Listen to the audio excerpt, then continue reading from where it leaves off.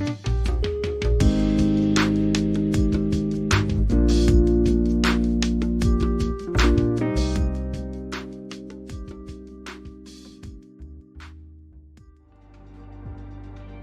guys, Clumsy here. Welcome back. Clumsy flying today. How's it going? Thanks for joining. Whew, bit of a different vibe, bit of a different feel today instead of the usual IFR flights that we've been doing the past couple of weeks. I wanted to get back into sightseeing, visual flights and whatnot. So here we go. Here we are with the PC-6. We'll be continuing the Appalachian Trail that we've started maybe a month back or something. Hey Tom, how are you doing? How are things right now? Hey Patrick, glad you could join. DG, how's it going, man? Welcome back. How are things, guys? What have you been busy with? There's a new beta, I guess you could call it.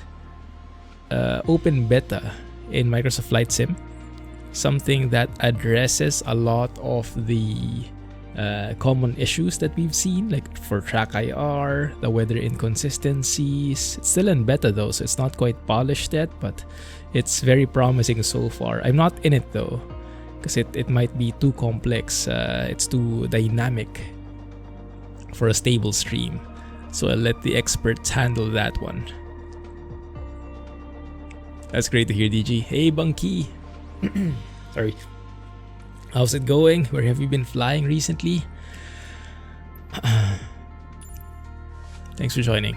So, yes, that's what we're flying with today. 490 hours now. 10 hours to go before the next milestone. Looking forward to that one. Doesn't really have a price or anything, but it's just feels good, right? So where are we starting off? That's a good question. I'm actually not sure. So let's go ahead and consult the SkyPad here. There's the SkyPad. This is the SkyPark app by Parallel 42. And this is perfect for... Oh, there's a new update. Okay, let's install that. And it's perfect for knowing or having flights. Knowing where you want to go. When you have the entire Earth at your fingertips, sometimes you're spoiled for choice. Sometimes it's too hard to make a decision because there are too many choices. You know that feeling when you go drive up to the parking lot and there's so many slots available, it's hard to pick one. It's kind of that, but on a much bigger scale. Let's close that thing. There you go. John Deere 4455. What is that? Is that in Farm Sim? John Deere makes me remember Farm Sim.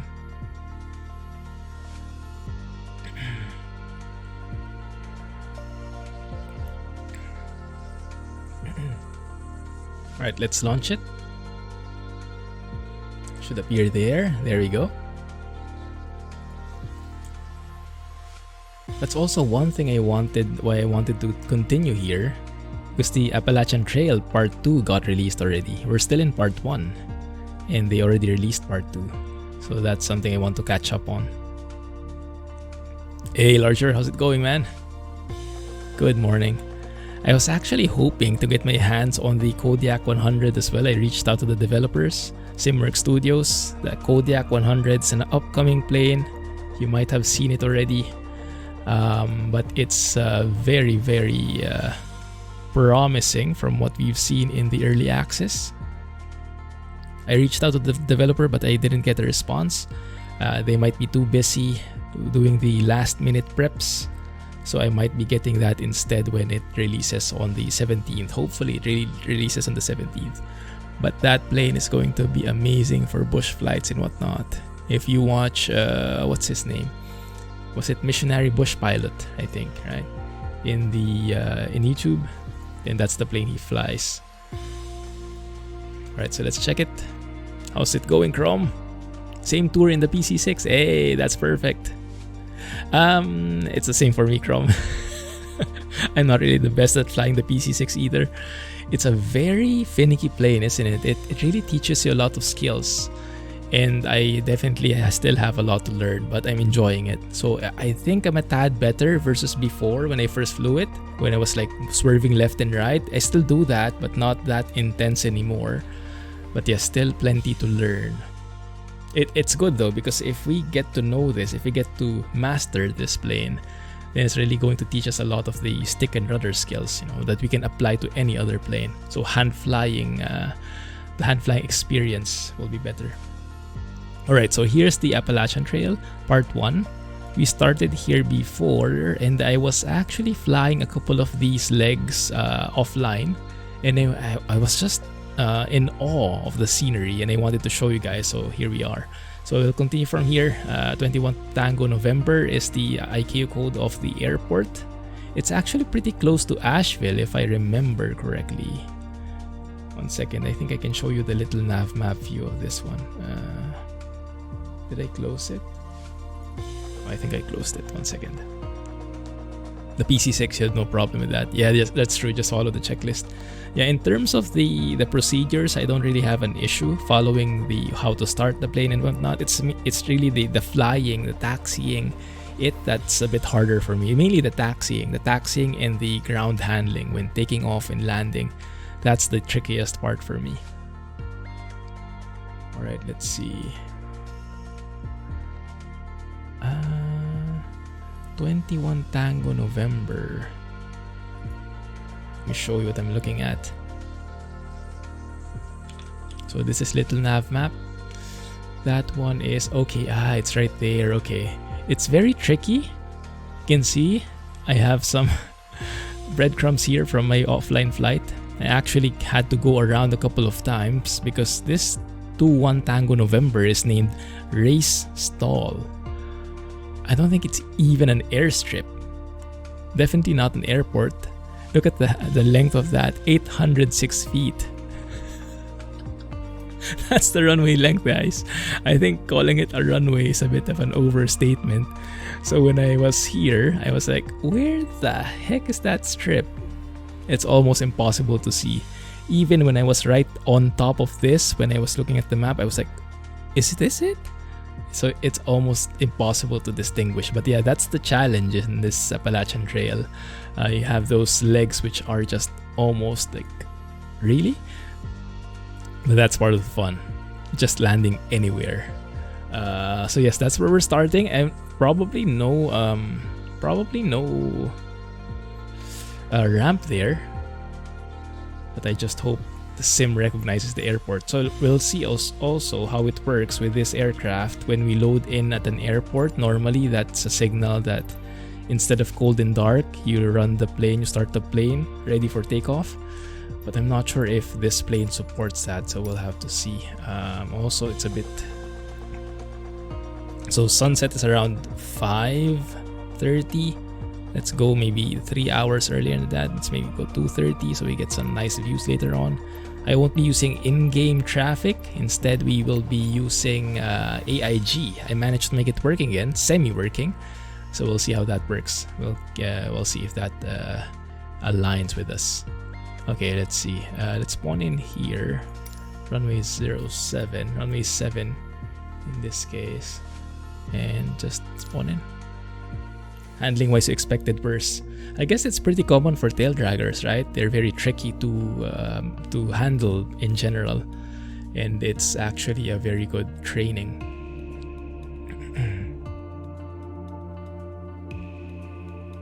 Doing some social marketing hype. Yeah, I reached out, but I think either they're too busy or they just didn't qualify, unfortunately. So, tail dragger's not that bad. It's like the warplanes. Oh yeah, I've never tried flying one of the warplanes. I'm imagining those are even more intensive, more extreme. Alright, race stall. There's the strip. Okay, you can kind of see it, I guess, kinda-ish. Let's have a look at that. Prop speed for taxiing, otherwise it's too much braking. Yeah, even if you have low condition on the lever, even if you're in low idle, it's still too much. Oh, there it is. It's already started up. I don't like that though. I want to do a cold and dark. So I think we'll change that. We're in high idle already. Let's move to low idle. Because that's not as Cool. Let's have a look here at the tablet. So no more covers, sudden weather transitions. That's something that we hope will get fixed in the beta in the next update. And we're not sure when that update is coming, so we'll have to look. Fuel wise, let's get rid of the external tanks. So right now our current weight is 2004 kilos. If we remove the external tanks, it will be 1800 kilos. Okay, makes sense. 100 kilos each side. Alright, maybe let's move to liters here. And let's not put any cargo at the moment. You saw the runway length is only 800 feet, so might not be the best. Good morning, adventure. Control Shift E. Ah, okay, thank you. Is that how you turn off the plane? Okay, let's try it. Control Shift E. That started off everything from scratch. I don't think so, but that's part of the nice checks, right? So let's turn off the avionics. Let's pull that out. Actually, this is good because we can kind of simulate that someone didn't shut down the plane correctly, and we have to make sure that it's all clean up. Oh, I didn't know that you can have that thing.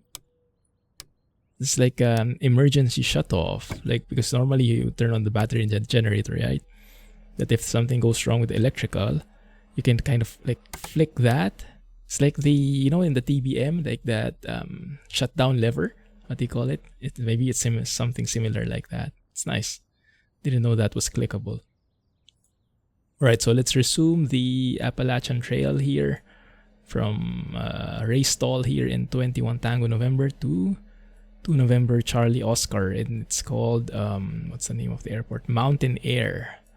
I'm not so sure. We'll have to study that first. Okay. Opposite of Control E, no cold and dark switch on this one. I see. Yeah. I hope they add that, Chrome, instead of having it automatic, like just if you're in the runway, it's ready for takeoff. Good. All right. How are you doing, adventure? How's it going? Where have you been flying recently? Let me go and do that. So let's go and start this off. 21 Tango November to 2 November Charlie Oscar. No, 2 November Charlie 0 actually. Okay, and that is how far away? That's 37 miles, so it's pretty near. Let's go and clear the breadcrumbs here. Should I just hide it? Okay, it's right there. It's 4,400 feet up. Oh, okay. Definitely mountain air indeed. Okay, it looks pretty interesting. It's a big runway, thankfully, 2,800, and it's asphalt. So that's good. We're not sure what the weather will be, so we'll have to fly over that for a bit before we proceed. But yeah, it looks good. And in terms of elevation, we should be fine at 5,500 if we're really following it. The, what do you call it? What do you call this? Mora? Minimum off-route altitude. So the safest thing is around this area will be at 6,700. And look at that. This is Asheville right here. Our home airport from the on-air VA. Very nice. Very close. Yeah, Asheville is right there. Interesting. Cool. Okay. Right, so let's see. 6-7, but we can probably just go VFR if the weather is good enough. We'll have a look at the clouds later on. New Zealand on the PC-6. Nice. What is the Derbon Freddy livery? I haven't tried that. Is that from Flight Sim.2? CCM made it. It's beautiful. Cool. I'll have to look at that. Yeah, I haven't looked at any liveries yet for this plane. It's a very nice plane though, isn't it? It's an amazing plane. Very nice gameplay. Very nice vibes. Okay, so let's go and start up the plane. Let's go through the checklist here so I make sure I'm not missing anything. I think we can go ahead and reset page. Okay. Well, everything has been stowed, so these ones I can just check anyway. These guys are not. Okay, let's open the window, get a bit more ventilation in here. Oh, you can actually hear the birds a bit better. That's nice. Outside, the air temperature is around 5 degrees, but I noticed that this dial is not the most accurate, is it? It's a bit offset. Let's compare that later with the digital, with the G1000, what the weather is from the G1000. All right. So, all right, less than 10. Okay, fine. Doors are closed and locked. Indeed, let's open it just to double check. Yeah, that's how it works. Okay. Control lock is, I think, released by default. Yes, that's why we can move our rudder. And our flight controls as well are free and they correct. Left, right. Right, left. I like that you can also hear how the flight controls are. Parking brake is that is set when it's pulled. Power lever is idle. Idle control is in cutoff, yes, and we are, I think we're below 10 degrees, but I always want to start in feather anyway because I like the sound of it. So let's go with that. Go to feather mode. For the propeller lever, these are the things that we turned off: the starter switch, the ignition, the generator, the aux fuel pump, landing lights, the bus switches. Yes, we offed those. Pulled out the bus tie, turned on the battery, and the fuel valve. There to go. That's in open now.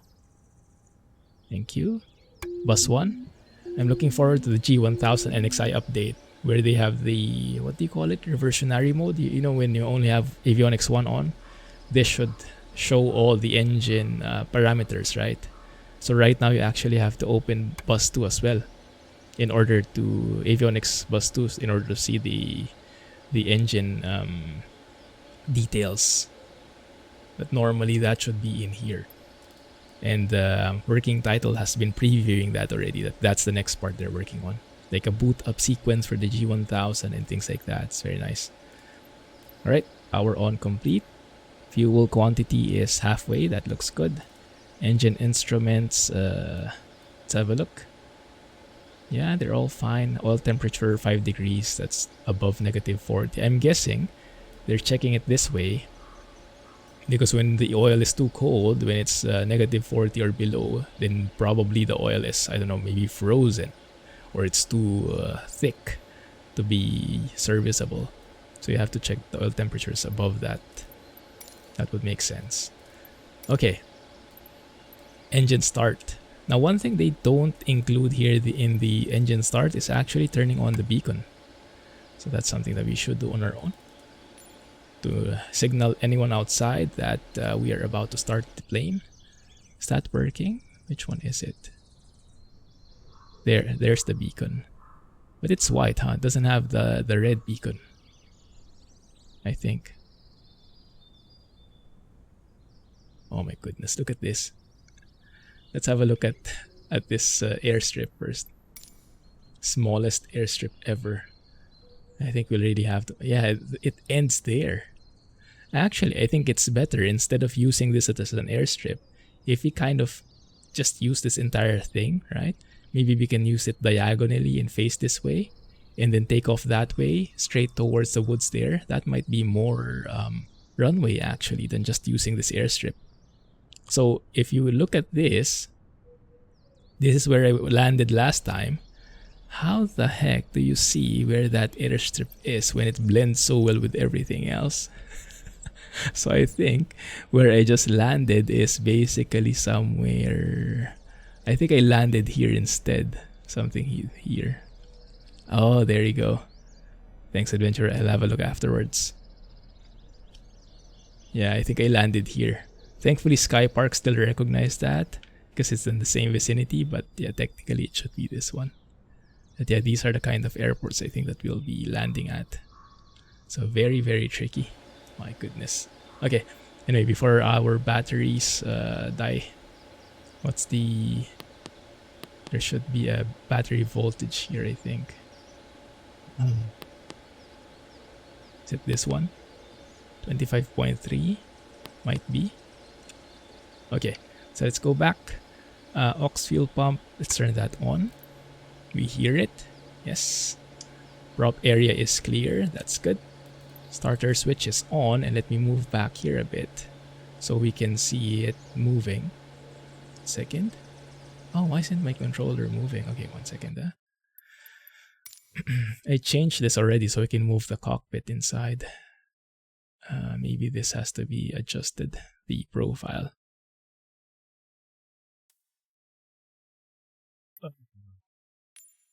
I hate this. With the Xbox 360 controller, this often resets. Yeah. Okay, fine. I'll adjust that later. Offline. Okay.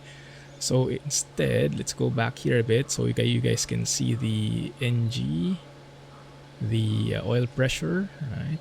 Is that visible on your end? So let's go and turn on the starter there. That should increase the NG a bit. Increasing oil pressure. Yes, it's rising. That should start spinning the propeller.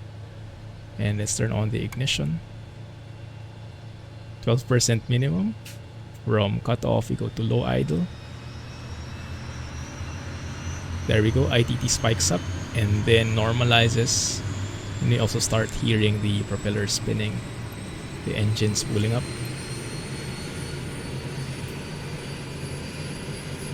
The sounds are pretty good.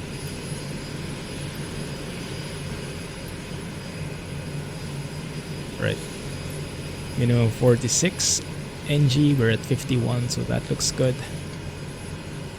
Oil pressure, oil temperature, all in the green. Turn off the starter and the ignition. Yeah, that's in green. Temperatures are good. So that's pretty good actually. And from here, we're currently feathering, so that sounds different. But now we move the propeller full forward and we can start hearing how it really should sound at idle. And I really like the way the Milviz has done this. The propeller animation. I think they've done that wonderfully well. It's amazing. Man, and those sounds, right? Woo. And this is still low idle. If you go to high idle, and that's still at idle thrust.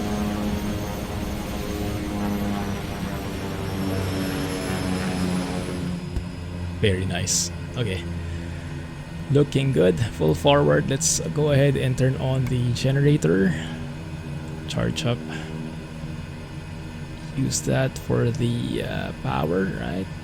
Avionics bus 2 and the bus tie. I think I did that already. Oh no, not yet. Good. Alright. Let's go ahead and turn on the landing lights and adjust the position. Nav lights as well. Oh, you can actually hear the landing lights moving. That's nice. Good. Are we going to taxi? Yes, we are going to taxi because I'm not sure how the winds are like.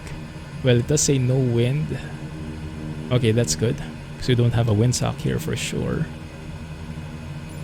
So it is steerable over here. That's locked. That's steerable. Parking brake, we can release it now. Good. Wait for the plane to move on its own. There it is. Let's go ahead and check the brakes. Yeah, that's working. Alright. So let's go ahead and check that the flight instruments are working. Let's go ahead and taxi. Maybe take the entire length here. Let's follow that plan. That diagonal path I think would work. Let's see. That's looking good. Turn coordinator, the slip indicator is moving. And when I taxi to the right, slip indicator moves to the left, right? And you have the how do you call this? Like a standard rate of turn also moving. The turn coordinator. Good. The heading also moves. So that's nice. Standby instruments also seem like they are moving so far. So let's go with that. That's actually okay already. Before takeoff, there you go. Okay, stab trim set and in green, yes it is. Aileron trim, rudder trim also has been set because we prepared this for takeoff already. We loaded in the runway, so it did that for us. If you look there, right, all of them are in the green range. Flaps are set to 28, it should be already. But let's double check. Okay, so I think that should be enough runway, right? That. Let's go ahead and park this up. Welcome back, Tom. Yeah, indeed. So the flaps are for in takeoff mode already. That's 28 degrees. Control stick, let's do that check again. Alright, looks good, feels good. Altimeters, we're not really sure what the pressure is here. I can go and just press B, but let's try keeping it, try to make it a bit more realistic. So definitely no meter here, but what they usually do is look for the nearest airport, right, which has a meter information, and then we can use that. So this one, 33 kilometers away. I think that's close enough. Overcast, temperature 5, dew point -4, altimeter 3007. Okay, so let's see if 3007 would work. I like that about the meter. 3007. It's also adjusting the standby altimeter. That's good. 3007, here it is. So that's reading at 1,100 feet. Race stall is supposedly 1,020 feet, so it's a bit off, but not so much. So I think that's good enough. Align the heading with where we're facing. Looks good. Thank you. Okay, let's do one more check. Fuel quantity is good, all in the middle. Aux fuel pump is on. Anti-ice, we don't really need anti-ice. It's currently 5 degrees outside. And in here it's also, oh, this time it's accurate. I wonder if they fixed that. 5 degrees here, 5 degrees there. I almost never get those two to match. Okay.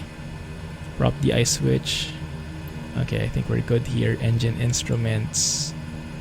Yeah, no heating required. We're not icing like last time.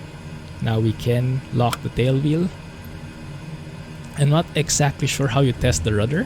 I can do this. I'm not sure how you can test that it's working. Maybe you look outside and see if it's moving. The rudder at the back, maybe. And then idle control lever, put this in high idle. There we go.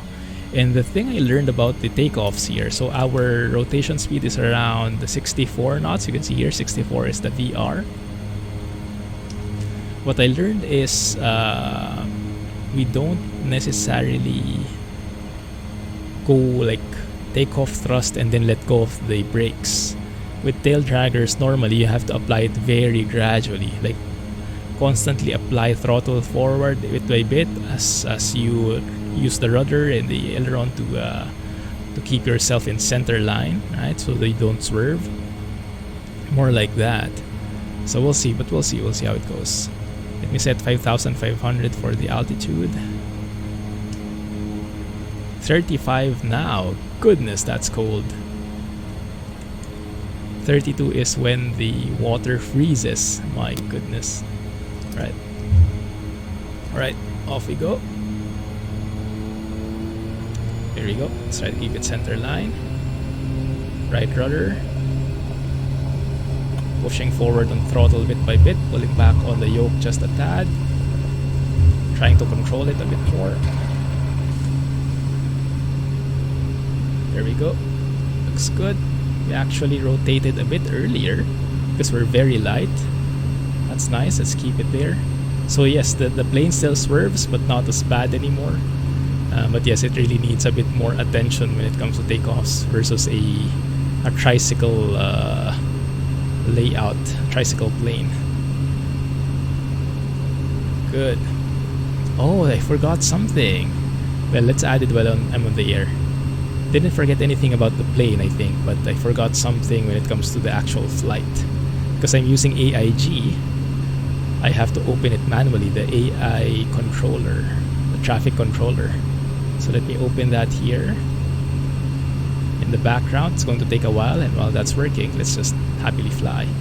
Right, couple of feet up. Let's go ahead and raise our flaps. You can hear it, and I like the sound of this plane. Yeah, there's the Appalachian Mountains. And for additional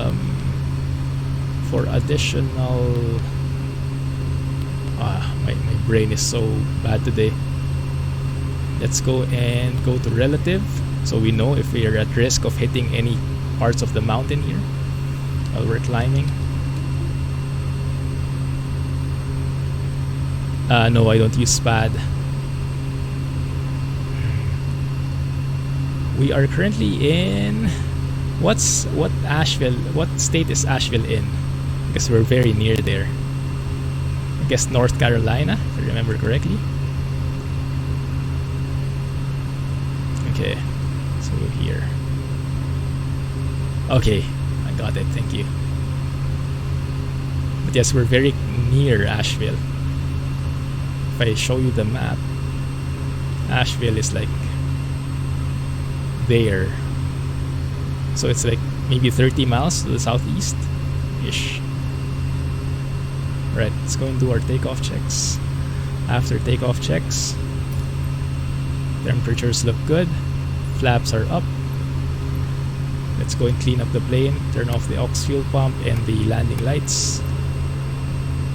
Double check that the oil temperature is normal, yes, in the green. Heating controls, not yet required, but we'll monitor it and we'll see. Okay, no more risk of hitting anything in front, that's good. We're not sure where, oh, we are though, we are right in front there. Yeah, those are a bit higher and those have clouds. I do want to try and avoid clouds. We'll try our best to follow VFR flight rules here, so no going through clouds. But we'll see how it goes. Okay. Alright, AIG traffic controller is up. Let's see if I can inject some traffic. Et voila. Okay, does that work? Okay, it hanged a bit. Hopefully that's just things loading. Oh, we have clouds in front of us already. Stay away from those.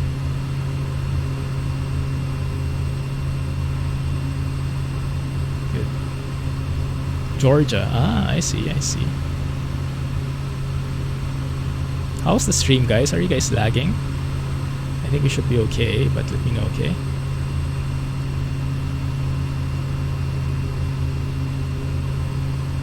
Okay, do we have anything there? Yeah, I think the traffic is loading now, supposedly. Alright, 5,500. This should be good. Let me trim here. There are clouds everywhere though. Let's go and look for the thinnest clouds, and that's where we can follow. Hey, Recovery, basta. Glad you could join today. Stream is okay. Okay, thank you.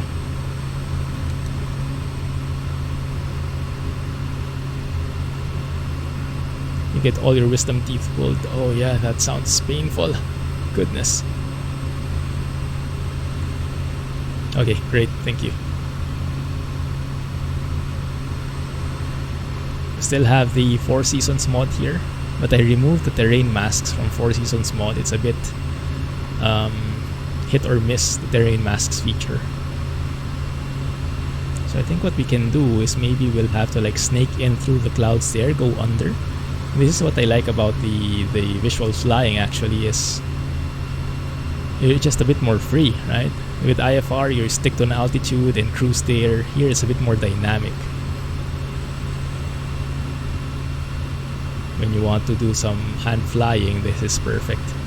And of course with this plane, the amazing thing is we can do our beta descents as needed. So I can slow down like this. I can wait for the propeller to change its sound and change the animation as well. There it is, there's the sound. We're now in a beta mode and now we're doing our beta descent. So we can descend at a very, very fast pace right now, 3,000 feet per minute without overspeeding. I can actually descend even faster like this. But yeah, it's pretty cool. Really like it. So we can duck underneath the clouds, go through, and then snake around. 4,000 feet. Looks good so far. Let's go and stay here. Yeah, this is a very powerful plane when it comes to that. Alright, so I have AIG traffic loaded. We should see some lights later on. Whenever the clouds clear, at least. We should be able to see some along the way. Because when I was flying offline a couple of days back, I was constantly seeing aircraft on the skies. And I see the nav lights, I see the strobes, even in daytime. And it's nice. Like the feeling that you're not alone in the skies.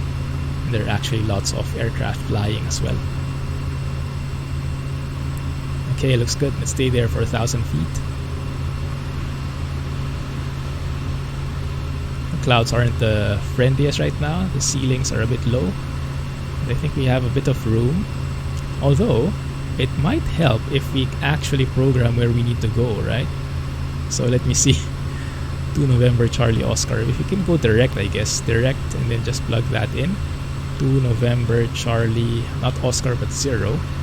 Mountain Air, yes. Enter, enter. That's where we should be going. Okay, that looks good. That's how many miles away? 25 miles away. Okay, that way. Nice. So this is actually the right direction, at least. Man, look at that. Yeah, this is what I enjoy recently. A bit of a change from the very strict IFR flights, which is good as well, right? With IFR flights, you get the practice with the procedures, the instrument approaches, and whatnot, following the right rules. And sometimes I'm in the mood for just feeling really the joy of flying, and this is where that's going to be perfect. Right. Yeah, so from here it's just mainly monitoring our instruments, making sure we have enough fuel and everything, and making sure that we're not smashing into any mountains. Okay, looks good. That's good to hear, Tom. Yeah, hopefully everything goes well. Let us know how it goes. That's next week already, right? Put that at 4,000, so I have a marker. And yes, I'll try to hand fly this as much as I can. Maybe I'll mostly go to autopilot when we're taking photos outside, but hand flying this plane is beautiful. And because it only has a stick there and I'm using a yoke right now physically, what I'm trying to do is I'm using only one side of the yoke, using only my left hand to simulate that as close as possible. It's actually pretty good. So left hand on the left side of the yoke and the right hand on the throttle. Not too shabby. Okay, looking good there. Might have to climb at some point, but the clouds aren't very much aligned with that. So I think we'll have to snake around here and see. Might be easier if we actually turn right here. The plane also has adverse yaw and everything, so you have to step on the rudder to stay on coordinated flight when you're turning. Very nice. Have to pull up to maintain our altitude when we are turning like so. Haven't seen a plane yet. And one thing that's not implemented yet in the G1000 NXi though, I think, is the AI traffic. Because you can enable that here, I think. 1 second, where is it? The map options traffic. But I don't really see anything. Even if we should have something in the vicinity. Once we get stable here, let me trim it out. And then I'll have a look at the traffic controller, the AIG traffic controller on my other screen. I'll show you which kind of aircraft you should be seeing. Okay, trim it. Looks good. That looks a bit more stable.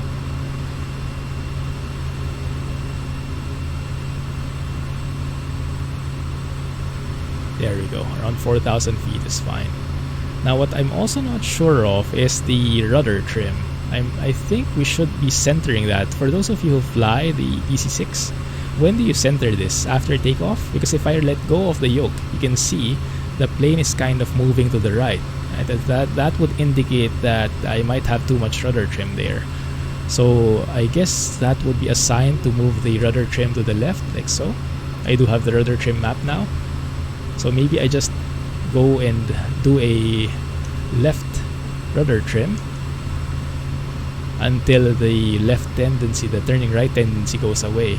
So right now if I let go, yeah, we're staying in the middle. So maybe that's a good sign, or maybe a bit more.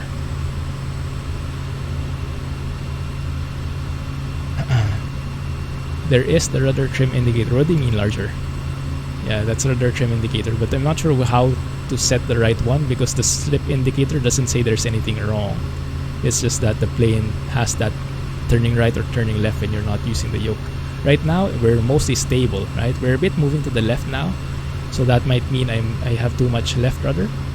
So let's trim it a bit to the right until we're really stable on the ground. Oh yeah, it's the same for me. I mapped it to the hat switch. Very useful, huh?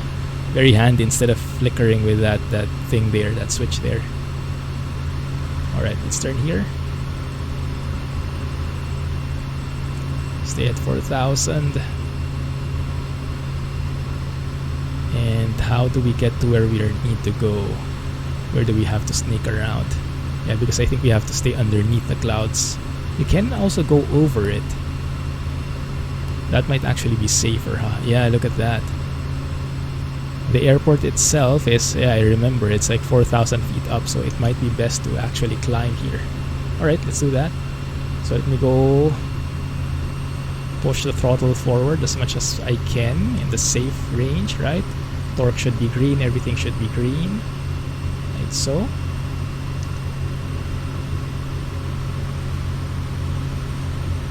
Let's go and apply a bit more right rudder. I think it also depends on how much power you have applied.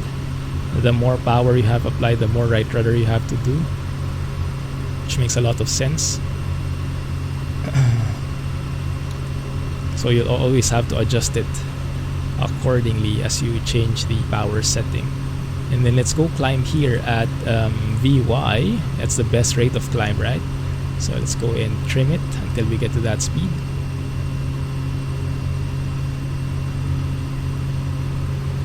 Climb as much as fast as we can. Map the elevator trim to the hat switch. Right, I have the elevator trim mapped to the what do you call it? But the honeycomb has that kind of thing, the double switch that you both have to move. That's how it is in other planes as well. So they have that simulated properly. There are clouds here. Not sure if I'll be going through that. Might have to circle around maybe one round here.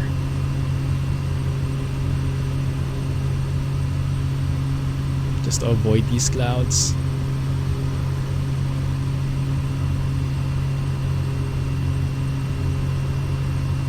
Something like that maybe.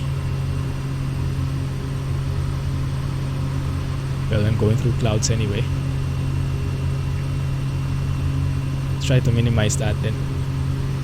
Let's get past this thin part here where I can still see some stuff. Stay at VY.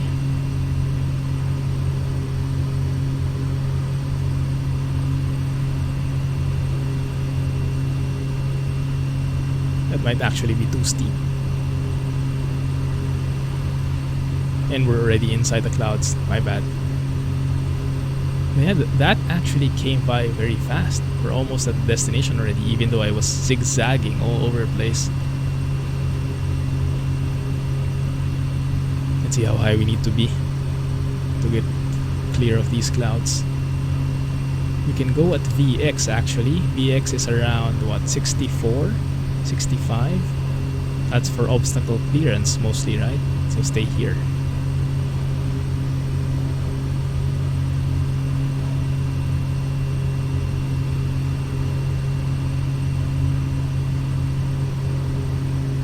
And if you look at our slip indicator, it actually says we have to apply a right rudder.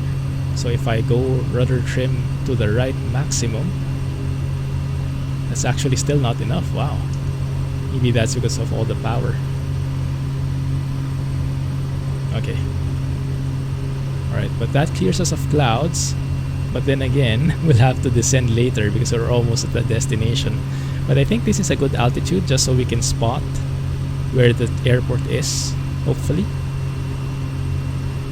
We'll see how it goes. Let's get back to VY here in the face the airport. Also, we forgot actually to move to altitude reporting.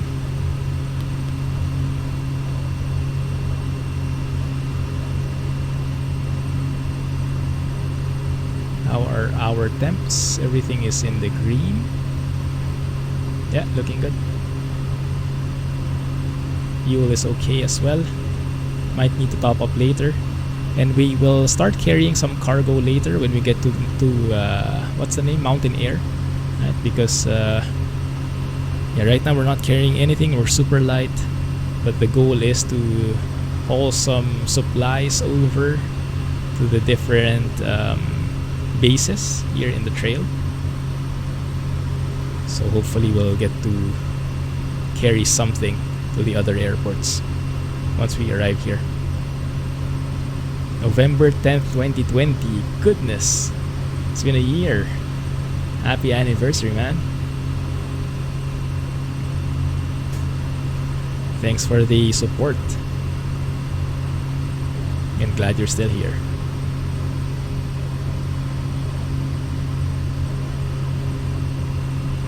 Alright, that looks good. Yeah, that might be a problem because the hope was to be able to spot the airport from above. I don't think that will be possible if I don't see, because of the clouds. 1 second, let me also turn on the AI companion here in FSU IPC. Yeah, so many apps in the background running too.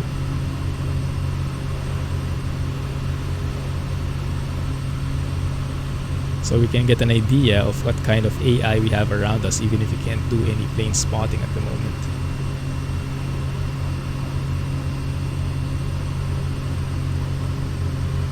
There we go. How high do we have to be? Okay, I think this looks good. A bit of cloud surfing. Maybe 12,500. Awesome, man. Great to hear.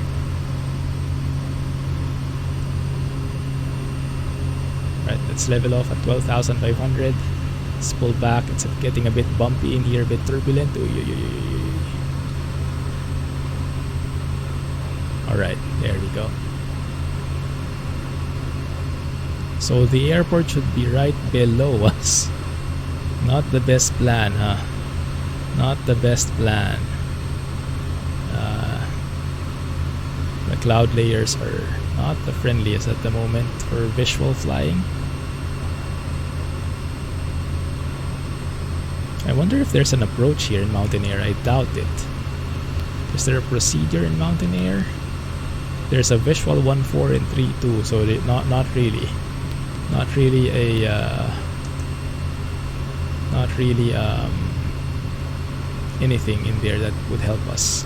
So the winds are coming from 265. Not really the best winds either, huh?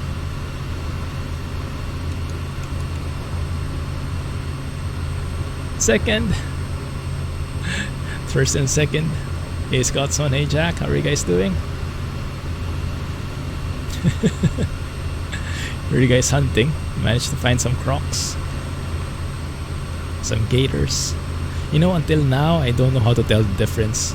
I know it's something about the teeth, I think. But those two, I always forget what the differences are. Oh, look at this, guys. So I loaded up AI Companion to get an idea of how much aircraft we have, how many aircrafts we have. Here in the sim loaded by AIG. This is how it looks.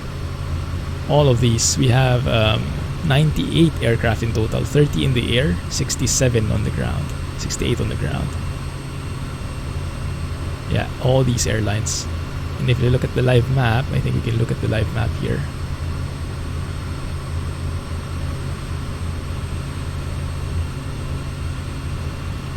That's how I do it usually. So I have the follow player, for example, and then I try to look for this guy. This guy's at 15,000 feet. A320-200 Delta Airlines. So let's see if we can see something there. Let's put this at the side. Normally you would see something in here already, but not at the moment. Alligator has a wider jawline. The croc has a pointy nose. Ah, okay. That's easier to understand, I think. The croc has a pointy nose. Good morning, Craig. How are things, guys? So we passed our airport there. I'm looking for... Oh, there. I see a hole in the clouds. Okay. Let's do this beta descent. Why not? So how we do it is we level off.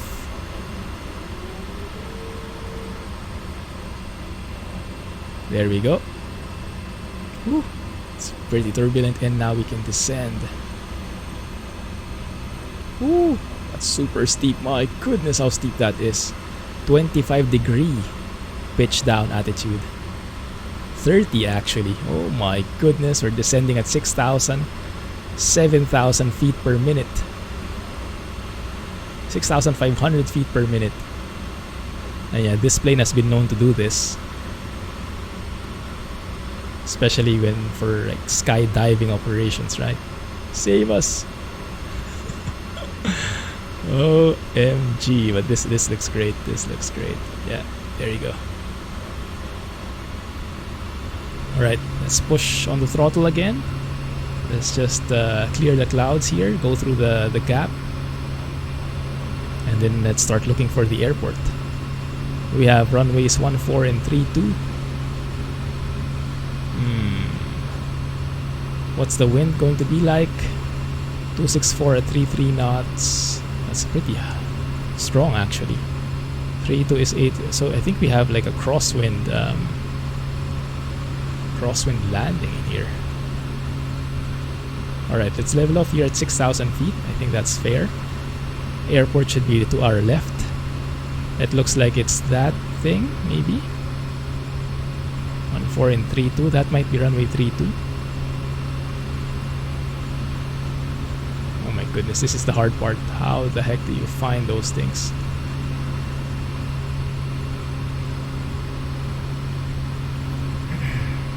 Let's go for runway 14, visual 14. This might help actually.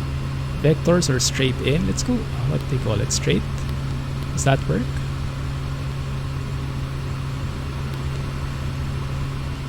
Not provided for visual approaches. Okay, yeah, so it's up to us.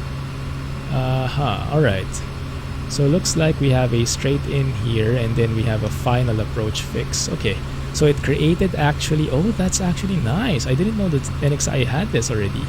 It can create... So this airport does not have any procedures officially, but the G1000 NXi can make a pseudo procedure for you, a visual approach with a vertical guidance. So at least you're not starting from scratch. That is amazing. Okay, I can take that. Yeah. Look at that. Top of descent, final. Oh, that's pretty cool. Okay, so we can follow that actually. We can follow that. And this one we set to 4,800 maybe, something like that. Right?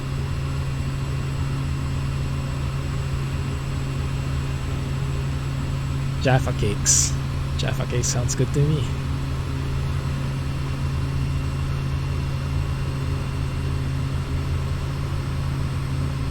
Quite a few mountains here. Let's hope that this visual guide will help. We should have the airport on our around 10 o'clock at around 4,000 feet. 4,400 feet if I remember it correctly. So somewhere here, let's try and spot it first.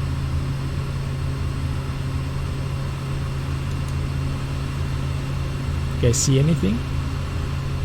I don't. There we go, Jaffa cakes. I tried a Jaffa cake once. It was more of the gourmet version though, I think. The one they sell on cafes. But yeah, I was surprised that I even reached these shores.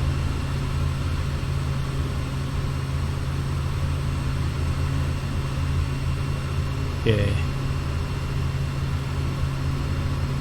Looking good. Look at this. As I change my altitude, the top of descent also changes. That is amazing. So I even get a visual guidance. Look at that. The vertical profile is coming down. So I can just follow that down. Amazing. And even if I'm hand flying the aircraft, I have some guidance in there. Very, very nice. Okay. Airport should be on our left. I still don't see anything, guys. I might be looking too hard. I think it's there somewhere. There. No, not really. Okay. Hey, AC. Doing good. Thanks for joining. Just making our landing here at this airport. This G1000 NXi is actually perfect for this one. So we get a bit more guidance when finding these airports. Okay, let's start descending. Looks like, what is that though? There's like an ILS there, but it's not really an ILS. Maybe that's something that the plane is. Maybe that's like the pseudo ILS, maybe pseudo glide path that the avionics created, maybe. Okay, let's pull back here. Let's go and prepare for landing. We have altimeters. Yeah, we'll have to check the altimeter here.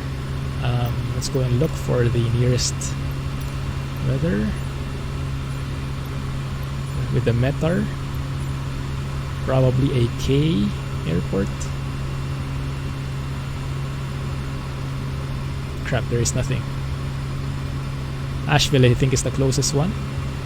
3008. Okay, 3008. That's, I think, close enough. There we go, 3008. Good.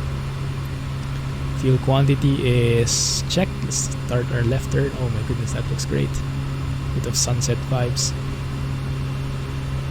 We're a bit low in the vertical path here.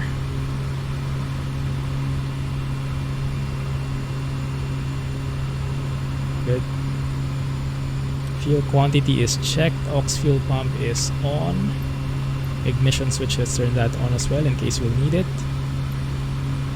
Idle, yes, idle. We'll test those later. Landing lights, let's turn that on. Tail wheel is still locked. Okay, that's good. Alright, let's see, where is this thing? You guys see something?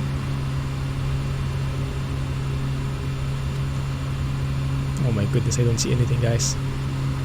Hey, Fly Money, I'll show you that later. But yes, when you go and click the proc button, you have an option to choose which kind of procedure you'll follow, and the visual approach is in there, part of that too. Okay, let's see, where the heck am I supposed to be? Let's go and set our flaps.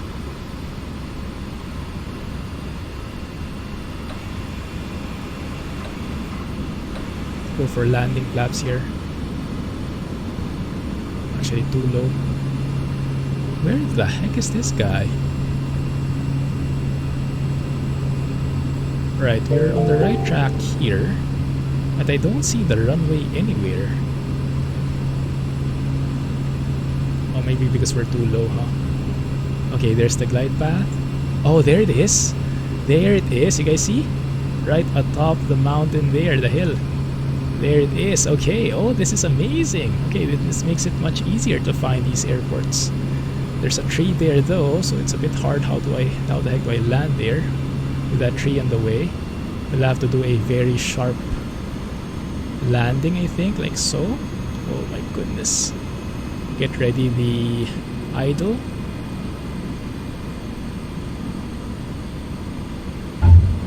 Woo!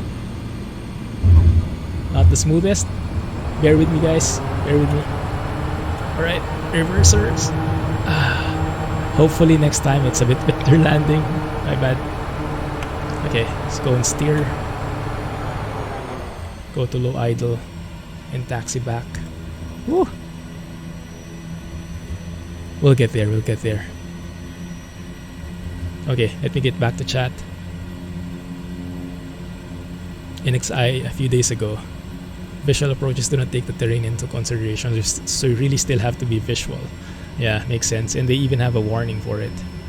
Oh, look at that. They actually have a windsock here, which is saying that we should have landed the opposite way. Dang it. Okay. So let's go and taxi here. Let's go and load up. And then let's go and see how that works. There we go. Thanks, Chrome. So I'll park up here and I'll show you that fly money. Thanks for joining, by the way. So let's park it up here. Maybe I should have gone around, huh? That would have been the best idea. I still have that yeah, I still don't go around enough when I should be. So and park it up. Open that.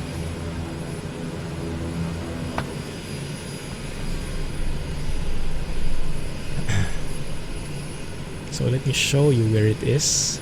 You go to procedure, select approach, and even though you don't have any actual instrument procedures, you have a visual 1, 4 or 3, 2. And then if you pick one, you get vectors or straight. I think a straight would be nice, right? Because it gives you an extended runway line. Vectors I think might be a bit too close.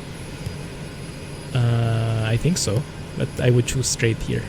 And then it's the same how you choose other procedures as well. But yeah, visual approaches are a thing in the NXi. Very, very nice. That helped a ton. That helped me a ton, actually. Alright, let's go and shut down the plane first.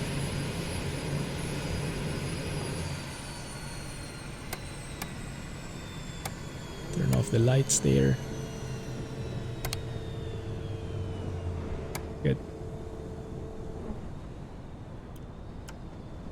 Okay, for now, while we're loading up, and then we'll start it off again later.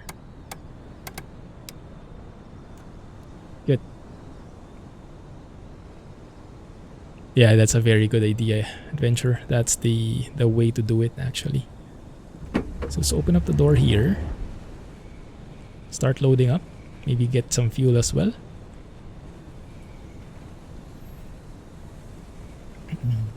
So if you go for fuel, just put it at the halfway point. Maybe 63, that's okay. Eh, not so even, but we can take that. And then let's load in some cargo. We have a very long runway here, so I think we can afford to really fill her up. Like so. It's too much. Maybe around 800 kilos. Oh, there we go. Pretty happy looking cargo. Lots of crates and everything. Even hide down here. Stow away. Yeah, there we go. Okay. Close that up. That looks good. Very nice. Okay, now we're much heavier, so the feeling of the plane will be very different again. Alright, let's see if we can start this up without a checklist. That might be bad. Awesome. Thanks. Appreciate that, Fly Money. Thank you for the follow and glad to hear it. Okay. We have the batteries. Do we have avionics? Okay, let's turn those on. Oh, those don't start from scratch. Okay. I see. Turn on our beacons. Fuel. Right. Looking good. Looks okay. Yeah, and then I think we start this off from scratch, basically. Oh, by the way, I have a tip for you guys. For you who are flying the PC-6, Hopefully this will not be an issue in the long term when we get this update that's currently in beta. But for now, if you're flying the sim now, you might have noticed that the reverse thrust doesn't work, right? And I had to look around how to make that work again. Sim update 7 basically broke it. So what you have to do is to set, for now, a key to decrease thrust. Decrease throttle, rather. Instead of the typical toggle reverse thrust, that doesn't work. So put a key and decrease throttle and just press and hold that key, and eventually it will go into reverse. Let me show you actually what it does. So here's the thing, right? If I go to that decrease thrust, it eventually just goes there after a few seconds, and then you go back to idle once you release it. Once you change your throttle again, once you move your throttle. Yeah. Yes, definitely adventure. I was saying it a while ago. I was hoping to get my hands on it early access. Unfortunately, I didn't get a response from the devs. So I think I'll definitely be buying it on the 17th. That's true. So let's see. How high are we right now? 4,400. Let's adjust our barometer here. 4,432. Whoa, what is that? Do we have a plane right next to us? Let's have a look outside.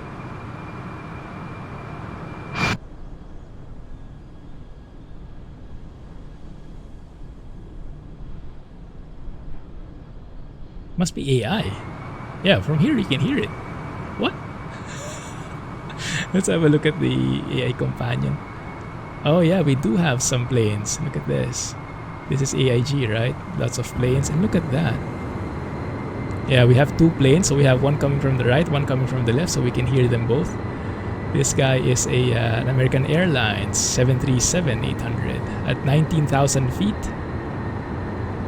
From, how do you call that? Raleigh-Durham to Dallas-Fort Worth. And then the other one from our left is a PSA Airlines. Is this the Blue Streak call sign? I forget. From Nashville to Charlotte Douglas. It's a CRJ-900. Oh, pretty cool. Can we see them? Can we see them outside? Let's go and find them. Do some plane spotting. 1 second. Let's go and find them. Oh, there they are. You see it? See the guy? There he is.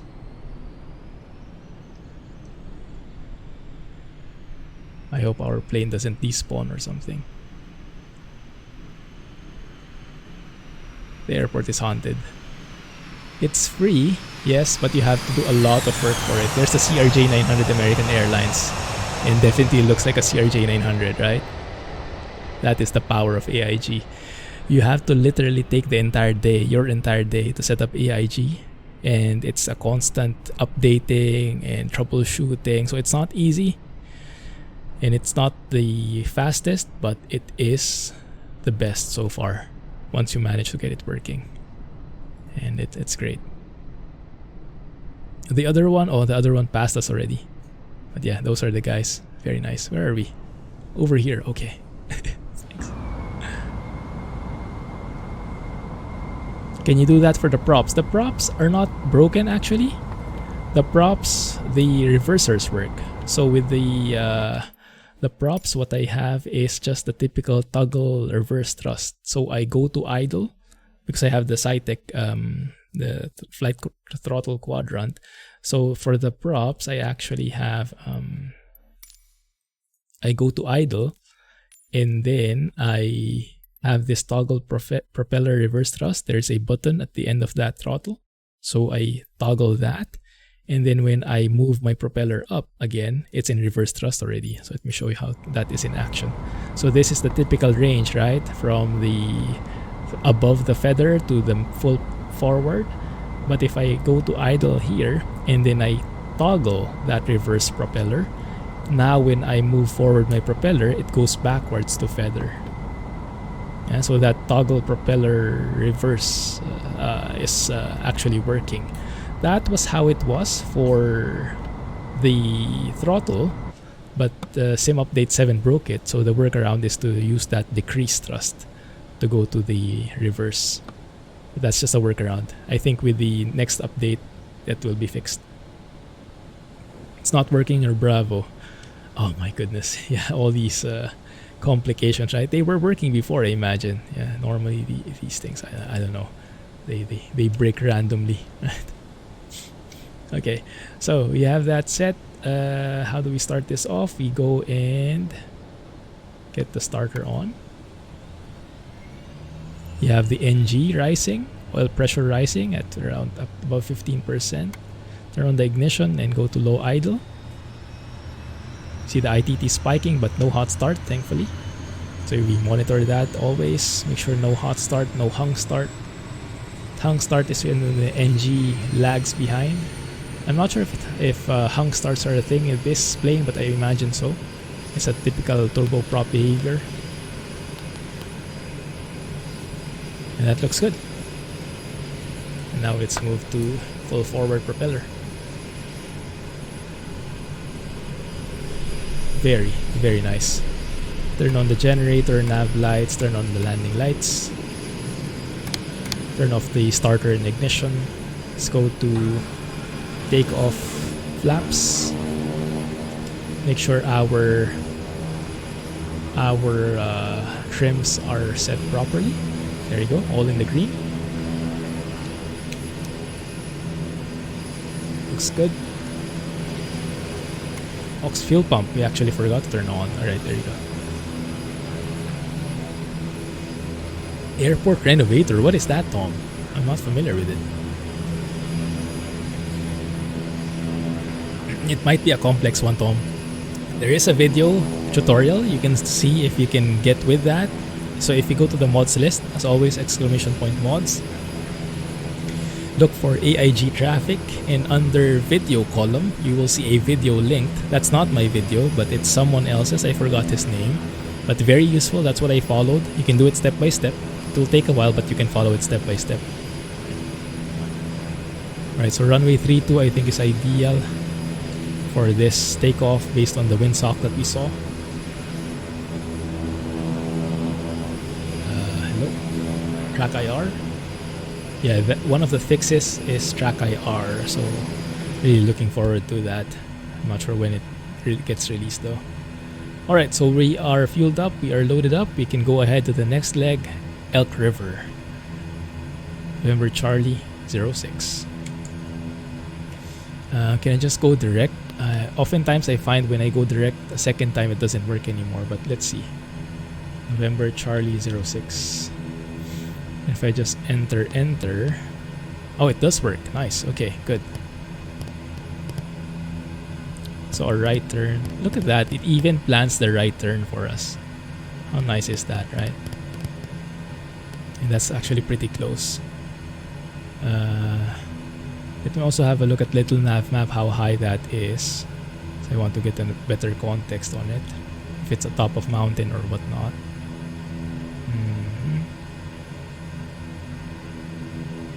That is 3,400 feet above mean sea level, so it is kind of above again. Okay, and yes, winds are 3-2, so we absolutely landed the wrong way. I'm surprised we even managed to land. You cut the grass, you place the lights for the runway. Oh, nice. House flipper for airports. I like the sound of that. Hey, and have a look. Thanks. Okay, let's go ahead and taxi to the runway. I hope I didn't forget anything. That's what checklists are for. But we'll see. We'll see. Also, the weather seems to be worsening. I'm not sure if we can still go VFR here, but we will do our best. It's also getting colder, 2 degrees outside. But we will do our very best. Okay. Looks good. Runway is clear. I like it. You even have these lines here for the separation of the ramp and the runway. Okay. So the plan is we go straight and then turn right. And yes, there's the windsock saying the winds are coming from our back, so we should be facing that way for takeoff. From Steam, you can go and do that in suggestions. Yeah, suggestions should work. Skypark will show the profile too. Hey, that's nice. Which profile is that? Let me see. Here. So if I click this leg, does that work? I guess I have to say fly, right? I can just do, I think, fly everything. And it will show me that one. SU-7 updated tons of North American airports. Very nice. More details.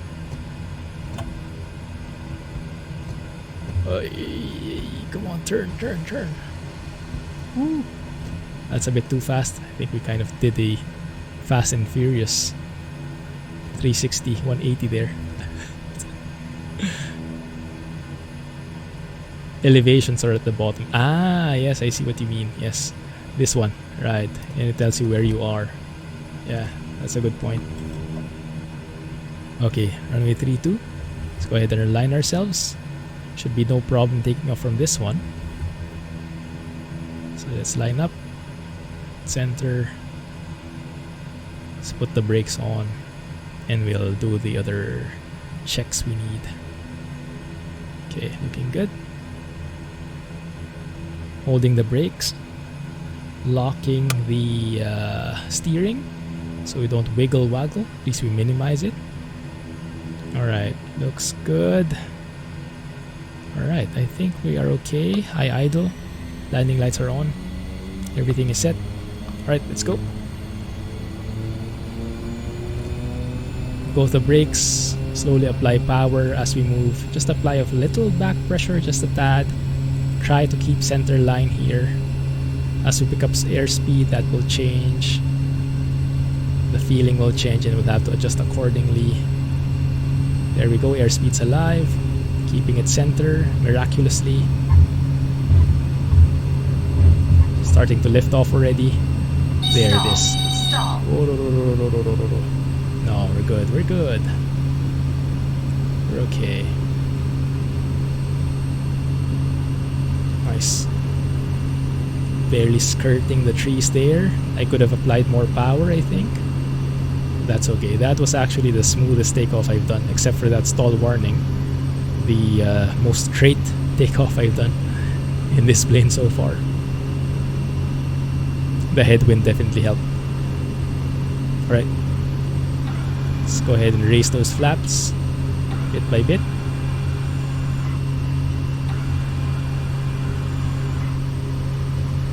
Alright, as we make our right turn here. How high should we be? We will see. We will see.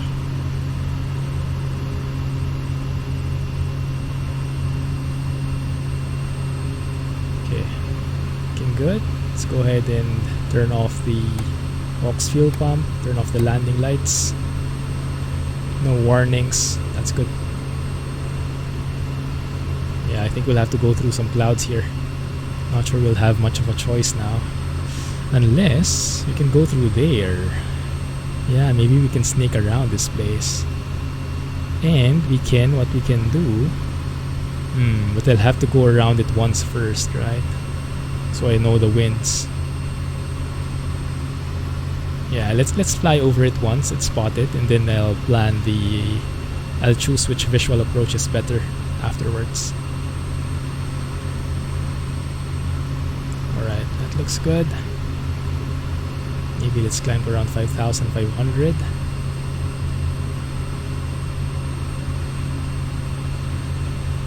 Go ahead and remove a bit of that right rudder trim as well. Applying a little bit of left rudder trim, that is. Yeah, I think we'll stay here at this altitude for now. And we'll see how much adjusting we need to do. Let's zoom in here a bit. Yeah, we are definitely heavier. We almost ate up the runway there a while ago.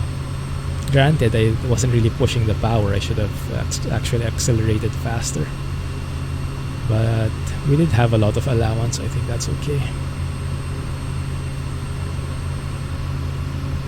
Right, let's mark this as 5,500.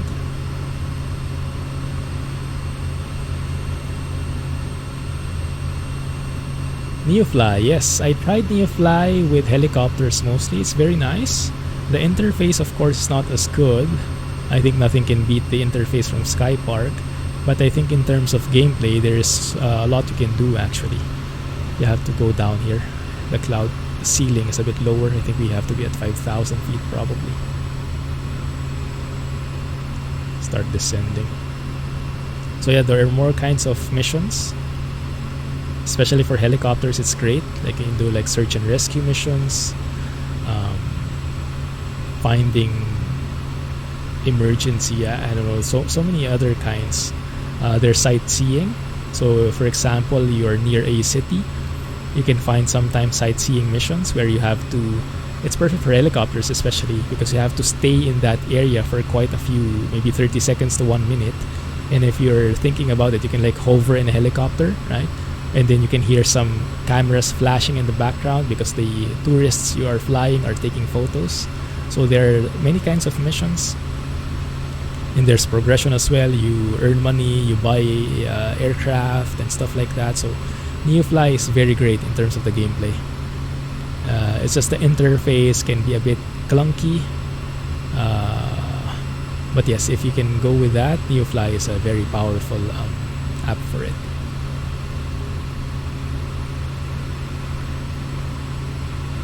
I guess it's a bit like in the middle of on-air and Skypark when it comes to involvement in what you have to do. Because with on-air, right, you have to do everything. Manage your airlines, take care of your planes, and put some fuel in your FBO. With Neofly, it's a bit more focus on yourself. What plane you're flying, what's the condition of your plane.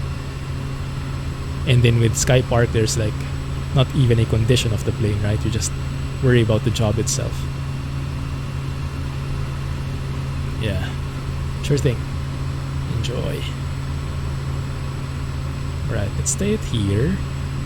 It does seem like we can squeeze in there in between, right? There.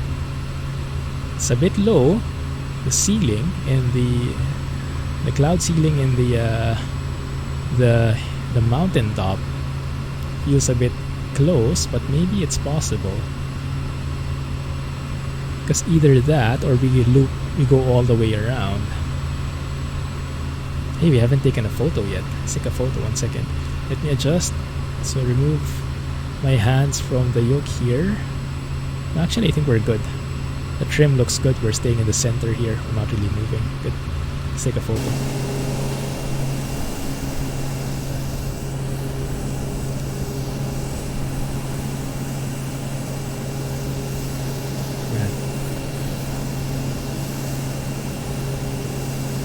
And with the new fog, with Sim Update 7, it adds so much to the entire vibe, the realism. They did a great job with the fog itself, the effect.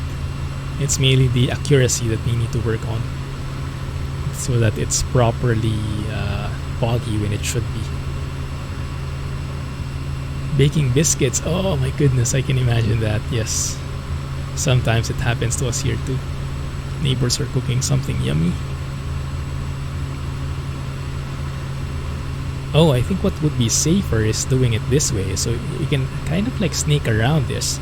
You can see the green spots. You can like sneak around here in this angle and then sneak in there. So like do an S kind of thing. So what we can do is, yeah, stay at this altitude maybe, or 1,500 minimum, yes. And like that. And then snake our way around. They zoom in here so we have a bit more guidance. But yeah, the G1000 NXi is adding so much to the safety, right? It doesn't. Normally, I'm a fan of the steam gauges. I really like flying with the steam gauges, but you can't really deny how much safer it is with all these instruments. So when you're struggling to find the airport, and you're struggling to stay away from the mountains, having this as a companion is something that you can't really disregard. The fog is amazing. Yeah, I really like it. I think many people who are complaining are those who are more hardcore than I am. Because for me, I don't really mind so much if it's really how the real weather looks. You know, in real life, is this really the weather? I'm not really concerned with that. Just give me something. Just give me a weather that's dynamic, that's believable, that's proper for that place, even if it's not how it is one-to-one. I'm okay with that, you know. So I'm not very concerned with having it exactly as in real life. But yeah, I imagine why some people would need that, because for example, if you're flying in VATSIM, you're playing with other people from other sims which are using real life data, right? And if the sim doesn't have consistent data, then that can be a problem. So I definitely get where they're coming from. It's just from me, personally, it's not that big a deal oftentimes. Because I hardly fly VATSIM anyway.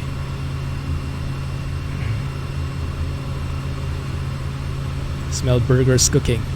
Oh. Don't they offer you one? They should offer you one if they see you.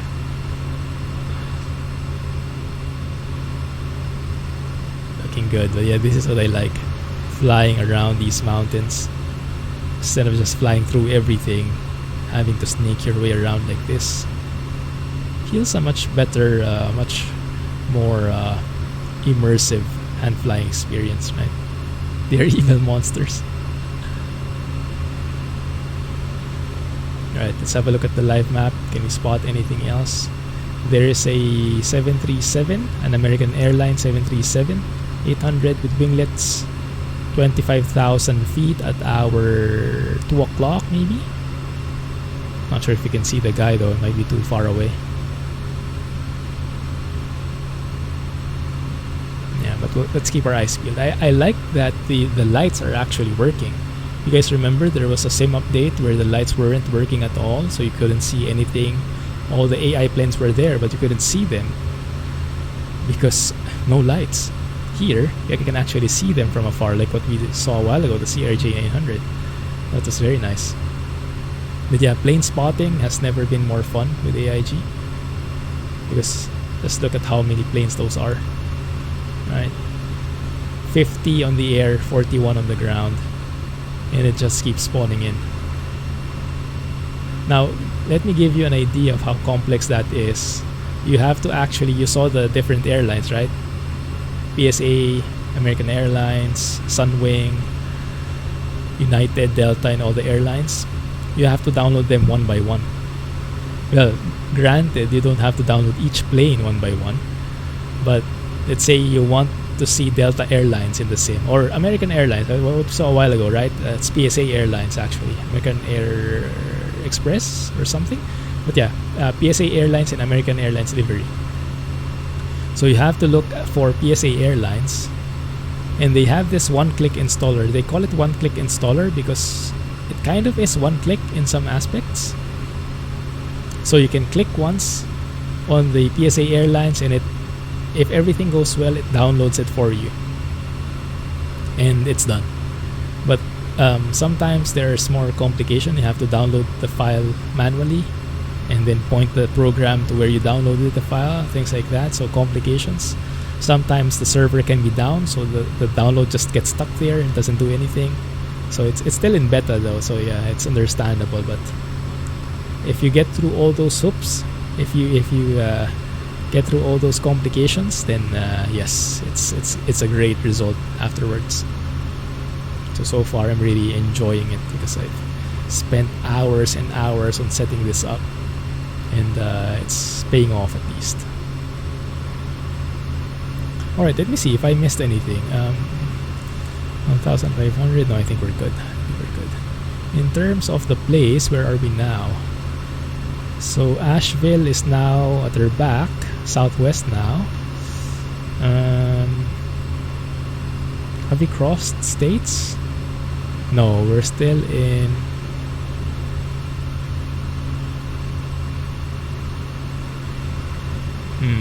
Does it make sense that we're in Tennessee? Am I reading this right? Where is Tennessee, guys?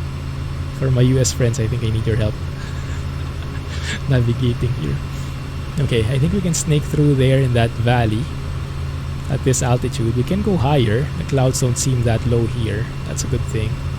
But look at that. We actually have this airport. Looks like it's at like the crest of those mountains. That looks pretty interesting. I wonder if we can do like a... I wonder what kind of air runways it has. It's west of North Carolina. And what's VA? Virginia. Okay. Thanks. Maybe it kind of makes sense then where we are. To our left is Cherokee National Forest. I would imagine this is part of the trail.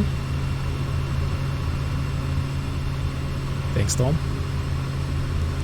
Set 4,500 here. Let's have a look at the procedures here in this airport.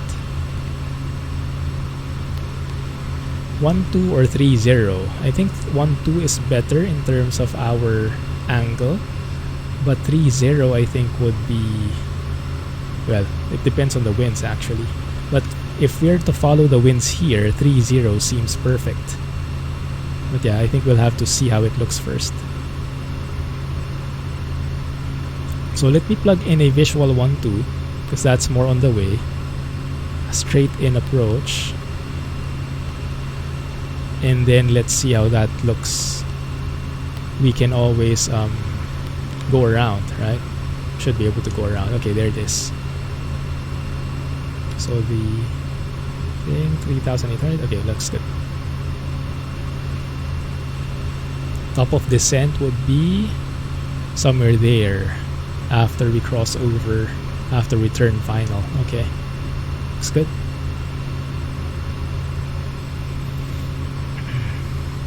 I think you're in Tennessee. Okay, thanks. It does seem like it based on Google Maps.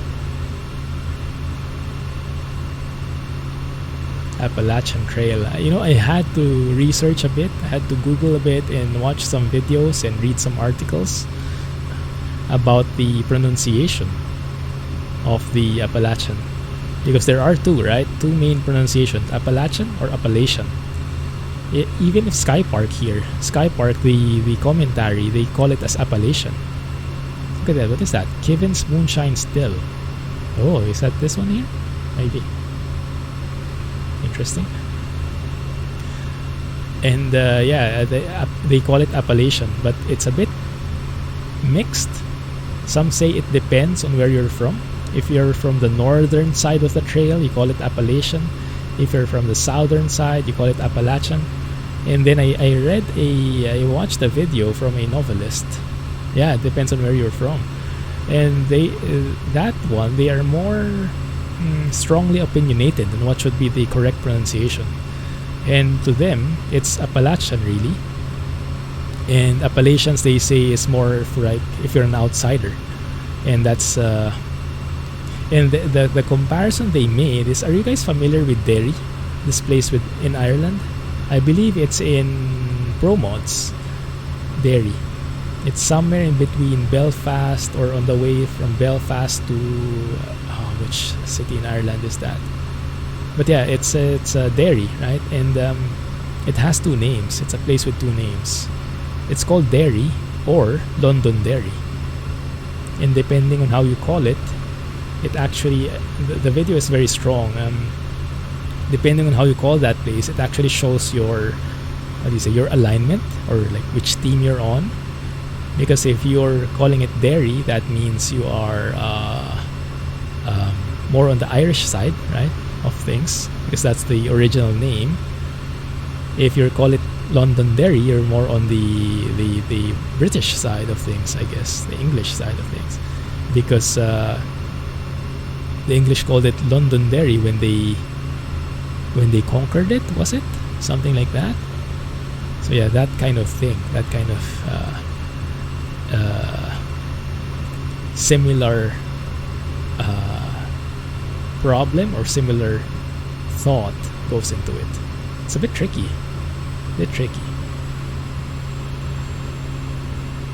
Lots of cities in Maryland get their names from Ireland. Oh, is it?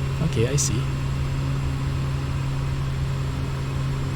Alright, let's have a look. Can you see the runway from here?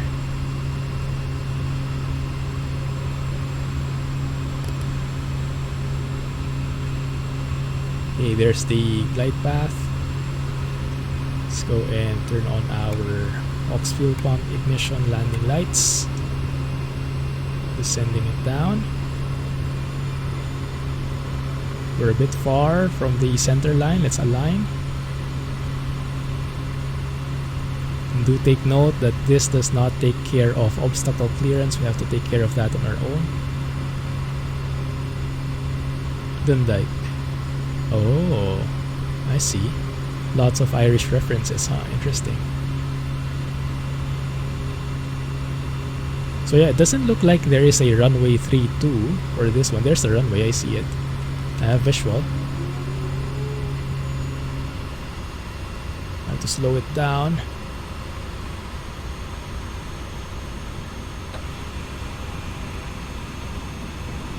Go for landing. Oh my goodness. How do you land there?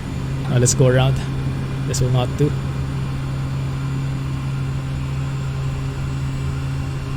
This will not do because there's a mountain right before the runway. Oh my goodness. Okay, let's fly over it for a moment. Let's get a feel of how this place is. Okay. But yeah, in terms of the winds, definitely runway 32 would be better. Or 3, yeah. Okay. At least that time I called it properly. Going around. Let's go for a procedure here.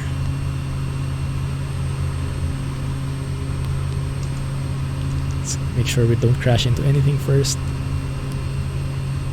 3-0, sorry, not 3-2. Straight. Activate. Okay, there it is.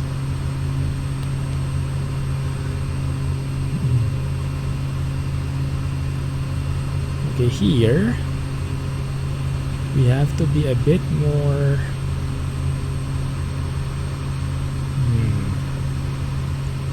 yeah, it's a bit tricky.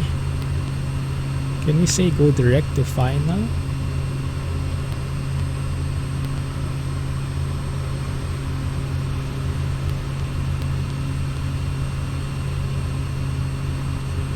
Okay, I think that worked.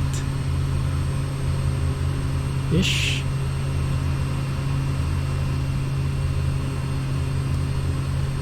Let's remove the relative thing there because it gets confusing.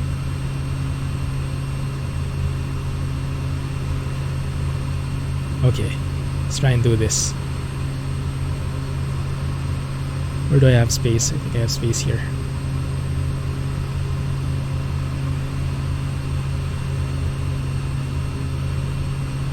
Yeah, I know, right? That's why you have autopilot normally these days. There's so much to do. I'm not even doing many of the things that real pilots do. Talking with air traffic control and all the other real life things they have to worry about, right? Making sure seat belts are buckled and everything. Yeah, real huge thing for the pilots. Okay, let's lower it down. We have visual of the runway, 30.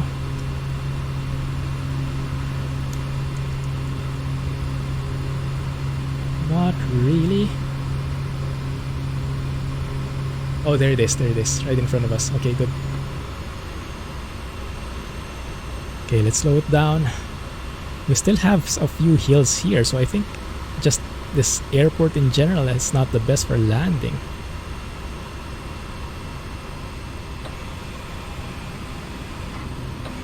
Go for landing. So much responsibility. I know, right? That's why they get paid a lot, because the responsibility is huge. You really have the lives of hundreds of people in your hands.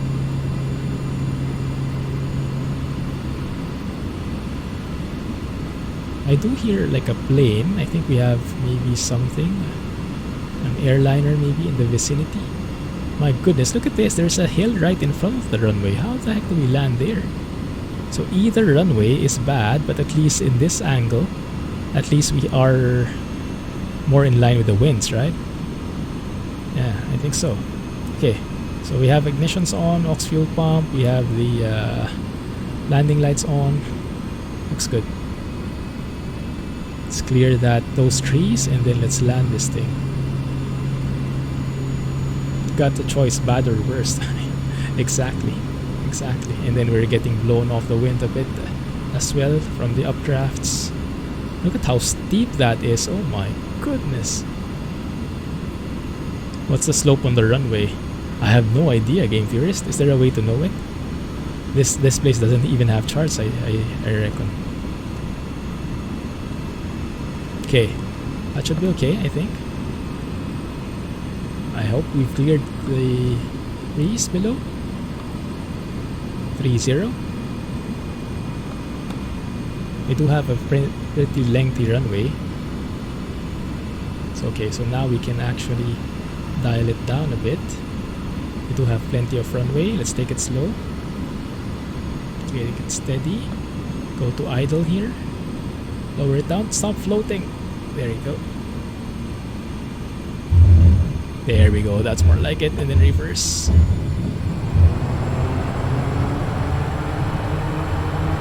That's more like it. Okay. Thank you. I'll take that. Go to low idle and unlock the steering. Thank you. Phew. Smooth. Yes, for a change, right? For a change. Let's just stop by this house, unload, and then let's get going on the next leg. That was tough. Yeah, and the G1000 NXi really helped a lot.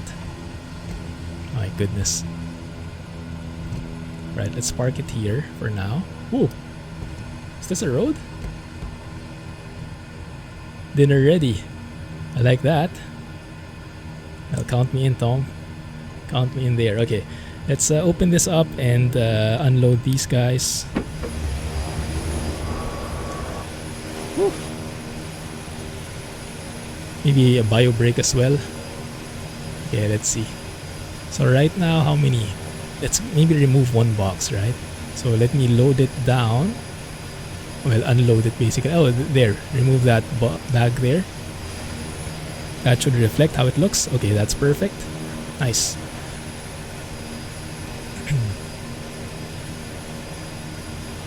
That looks good in terms of fuel. Looks good as well. So I don't think we need to worry about fuel yet. Let's go ahead and close the doors if I can reach it. Thank you. Yeah, automotive's drunk. Good. Aux fuel pump is on. Let's turn that off there. Landing lights are on. Let's keep those on. I just want to plug in the next one here. Man, I am impressed with G1000 NXi. So far, it has not failed us, has it? 3-2 Victor Alpha, Old South Aerodrome, Abingdon.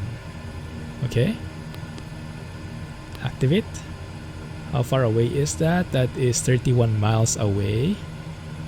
And how does it look? Let's have a look at little nav map. I like visualizing that here.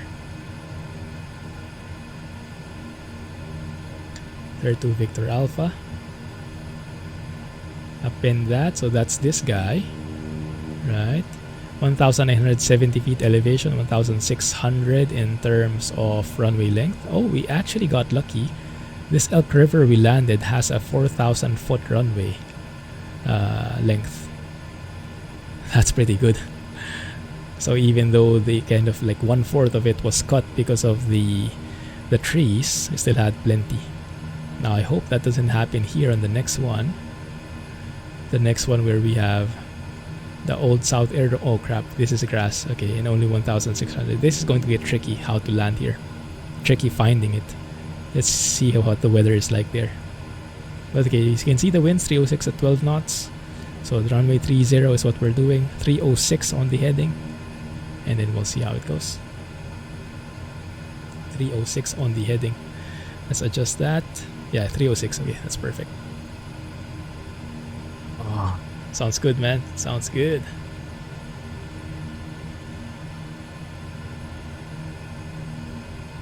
Hey, thanks for joining. How do we pronounce your name? Is it Zaneas? Is that okay?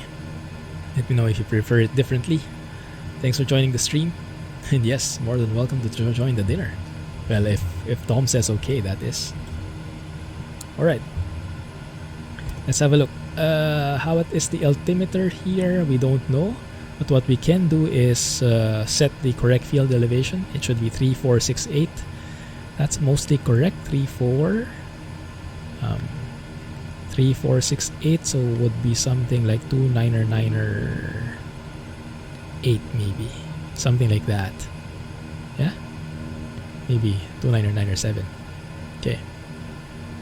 That's okay.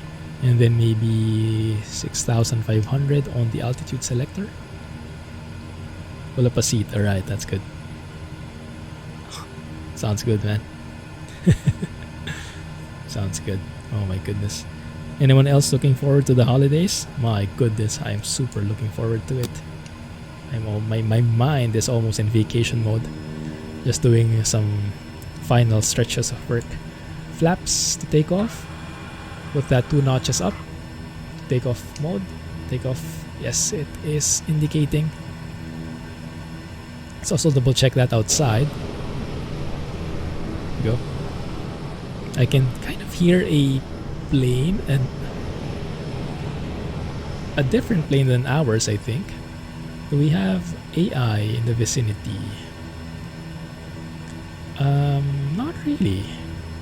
Not really. There's something here though. There looks like a big airport, or maybe a bigger airport in the southeast. Look at this. So this is us, right in the middle of nowhere, right? And then you have all those aircrafts. Look at that. All of them congregating there. Lufthansa. Lots of Lufthansas. American Eagle. Wow. What airport do we have in the southeast? Anyone have an idea? Let me have a look. Maybe it's Hickory Regional? I don't know. Kilo Hotel, Kilo Yankee. Looks like the biggest one in the southeast so far. Maybe that's it. Cool. But alright, let's be on the lookout for other planes, for plane spotting opportunities.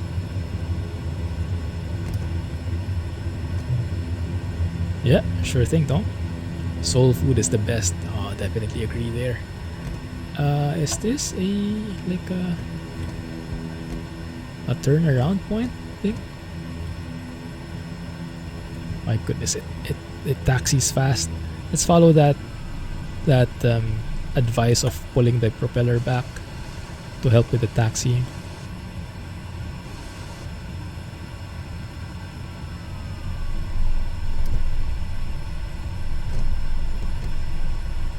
Where the heck is the start of the runway? I think it's somewhere here. Southeast in the world's Atlanta airport. Oh yeah. Kilo Alpha Tango Lima, right? Atlanta. Busiest airport, I think. Is it the world's largest? Oh, I didn't know it was the largest one. Nice. How much cargo do we have? Let's double check. We unloaded a bit. What's left is actually 660. I think we started off at 800. We just removed the bag for the guys here. And in terms of fuel, we're at 54%. Around 340 liters. Okay, stop here. Yeah, the taxiing in this plane is still a bit tricky for me. Okay, looks good. Runway 30. Let's double check the heading. 306 it should say. Yeah, heading bug aligns. Let's line up. 306. There we are. Bit heavy on the brakes, that's fine. Let's lock the steering. Go to high idle. We have the landing lights on. takeoff flaps. Okay, good to go. Releasing the brakes, applying forward pressure, actually back pressure on the yoke, and then pushing the throttle bit by bit. Making sure we don't over torque the engine though, so I'm looking at the engine instruments as well. There we have it. That's the acceleration I'm looking for. That is beautiful. Oh, make sure keep center line. And there we go. That is how a takeoff should be. That's the takeoff that I'm looking for. Thank you. Good. And let's stick to VY here for the best rate of climb. Sneak in between these hills. Let's go and move the flaps up. Yeah, I'm surprised that we actually got a nice takeoff. Sorry, I don't often get that in this plane. So 1 second, I do want the relative. Oh, that's scary, my goodness. But the red is bleeding off. Okay, that's good. It's like parting the Red Sea, literally. Parting the Red Mountain in this case. Okay, good. Continue climbing. Nice. Oh crap, we actually did it wrong. I forgot something. You guys know what it is? Did anyone spot what I missed there? But it actually turned out for the better, surprisingly. So might be down to the ground handling physics. That was a lucky accident on my end, I would say. Anyone know what I missed in the takeoff? And it's actually right in front of us, and there's a huge warning for it. That guy, warning, set correct trim before takeoff. Right? And if you look at the trims, I haven't touched the trims yet. Our rudder trim is not on the right side. So we were lucky that that actually didn't bite us back. Is Guangzhou normally number 2? Surprise here. Oh, Guangzhou is pretty busy as well, right? I've been there a couple of times. They have those nice, I'm not sure what you call them, those cars that, you know how it is normally when you get guided by a marshaller? Okay, park here, park here. Well, their airport is so large and so busy, they actually have cars. So when a plane gets off the runway, when it goes on the taxiway, right? There's actually a car waiting for it, and the car would have a sign at its back saying follow me, and they would get guided to the taxiway, to the gate. That's the first time I've saw that kind of thing. I would imagine other airports have that too, but it was nice. It was quite nice seeing that kind of level of detail. So there, the plane would literally be following a car, having a follow me sign at the back. Like anyway, yeah, something like that. Something like a convoy with a signboard, yes. Airport is pretty big too, you know, right? Let's have a look at the little nav map when we get stable here. How far is the next airport? 27 miles, okay. One of the world's busiest airports by passenger air traffic. That's the Atlanta one, okay. Oh, 2020 because of the pandemic. Oh, I see. I see. So Guangzhou had a lot of activity in 2020. That makes sense because in terms of the activities, I think China was one of the first ones to recover, or let's say recover, bring up its operations again after the first wave, right? By now, I'm not sure how it looks, but yeah, I think they were one of the first ones to, because they were the first ones affected. So they're the first ones also who came out of it a bit, and hopefully that sticks for everyone, right? Because the constant recurrence of waves is getting a bit tricky. Appreciate that follow, Zennius. Welcome to the stream. Alright, we are a bit high here because we are a tad on the cloud, so I'll lower it down a bit to 4,500 maybe. Pull back on the throttle here a bit.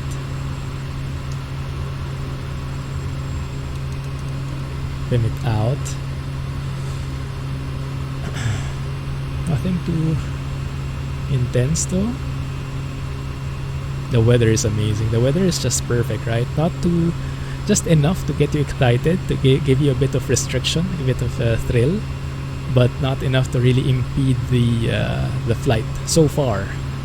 I hope I don't jinx it. Yeah, this is live weather. Whether this is actually how it looks in real life, I'm not sure, but it looks real enough to me. Feels real enough to me. Right, 4,500 feet, that's perfect. No more clouds, no more fog, right? No more mist there, no more precipitation. Goodness, it's -1 degree here outside. I'm looking at the NXi. Looks like we have a problem there in front.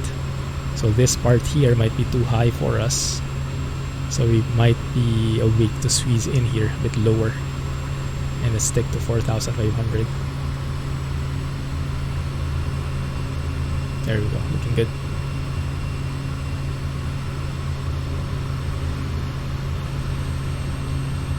There we go, that's more like it.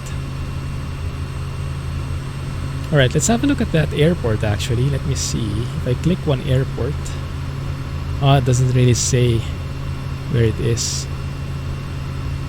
Oh, you know what airport that is? It is busy, guys. It is busy because apparently that thing we saw was Charlotte. Kilo Charlie Lima Tango. That would make sense why it's so busy. Alright, so 1 second. This is a bit close. I think we're okay though. Hopefully. Blug. Nah, we're good, we're good. We would hear more than a blug if I did it wrong. 1 second. Alright, let's stay at 4,500. Let's align ourselves properly here towards the airport. And here I think we should be okay. Straight on 4,500. So yes, if we look here, right, all those aircrafts, if we click an aircraft there, it doesn't really say because it's sleeping. But if you click an aircraft that's near there, like this guy, you can see the airport, and that is Charlotte Douglas. No wonder it's busy. Cool. Yeah, I like this. You know, you can kind of like do plane spotting as you're flying yourself. Just adds to the entire vibe. So yeah, we checked this last time, although that was in Canada, so it might be a bit different. But yeah, Simple Traffic does this as well, but on a much smaller scale. Like the number of aircrafts around maybe 10 at most. But yeah, AIG has it like, whoa, so many. We have 90 planes a while ago. Although that does affect the FPS a bit, but not enough, right? We're good. We're still good in terms of FPS. Not 60 FPS for sure, but still smooth. Hey, that's great to hear, Tom. How did you find them?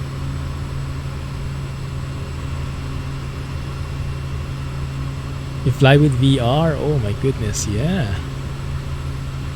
Right, I heard about that, yes. They say it's the most immersive experience you can have with VR. It's just that the VR can sometimes be a bit, well, it depends on you, right? Some people get a bit nauseous. Some people are okay. Some people are a bit not yet totally sold on the resolution because the resolution is a bit lower normally when you go with VR compared to a normal screen, a flat screen. But still, my goodness, yeah, I can imagine. I don't have a VR headset myself, but I can almost imagine how it would feel, especially with like helicopters and visual flights like this, right? My goodness, that would be amazing. Oh, look at that view. Okay, we have to trim ourselves here because I really want to fly this stable. Trim up. Stay at 4,500.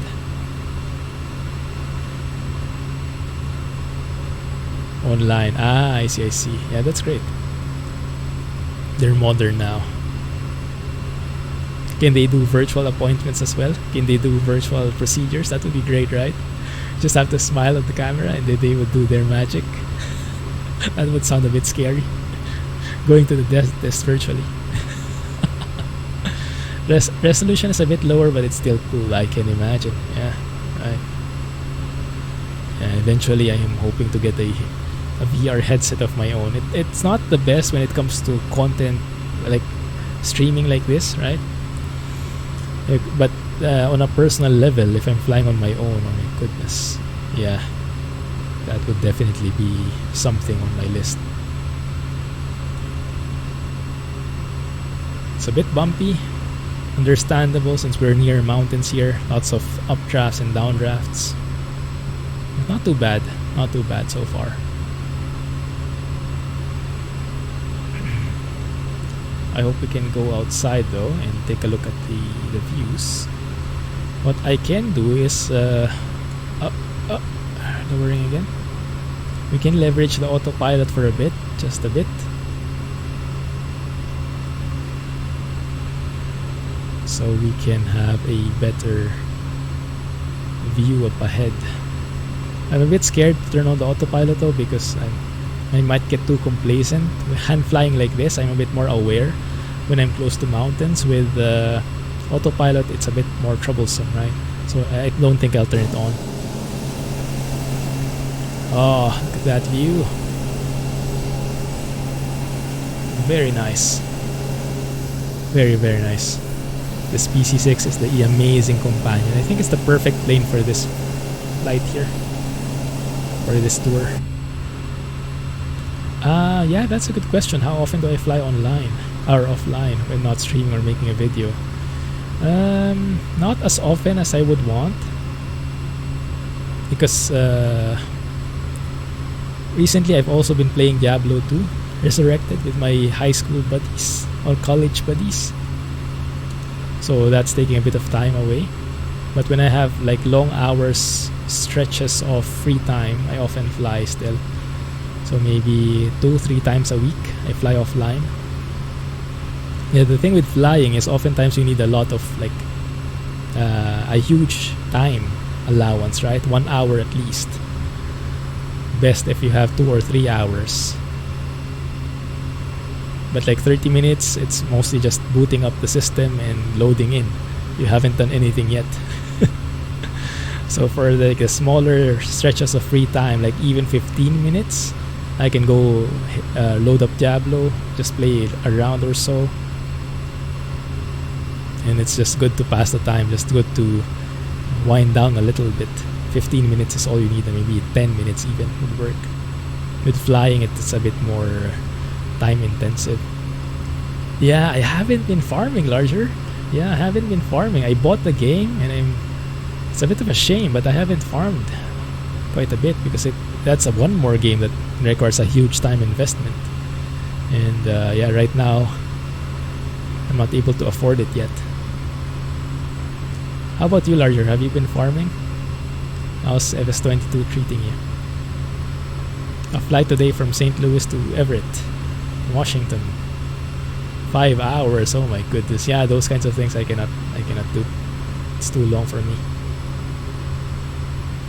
What plane was he flying? Do you remember? There we go. Now we're trimmed. Even our rudder trim looks okay. Maybe just a tad left rudder trim there, just to make sure that we're not. Yeah, we are banking to the right, just a slight bit. Very subtle. So let's go ahead and fix that. The weather here looks a bit better, right? A bit more clear, a bit more flat as well, the terrain. So no complaints there.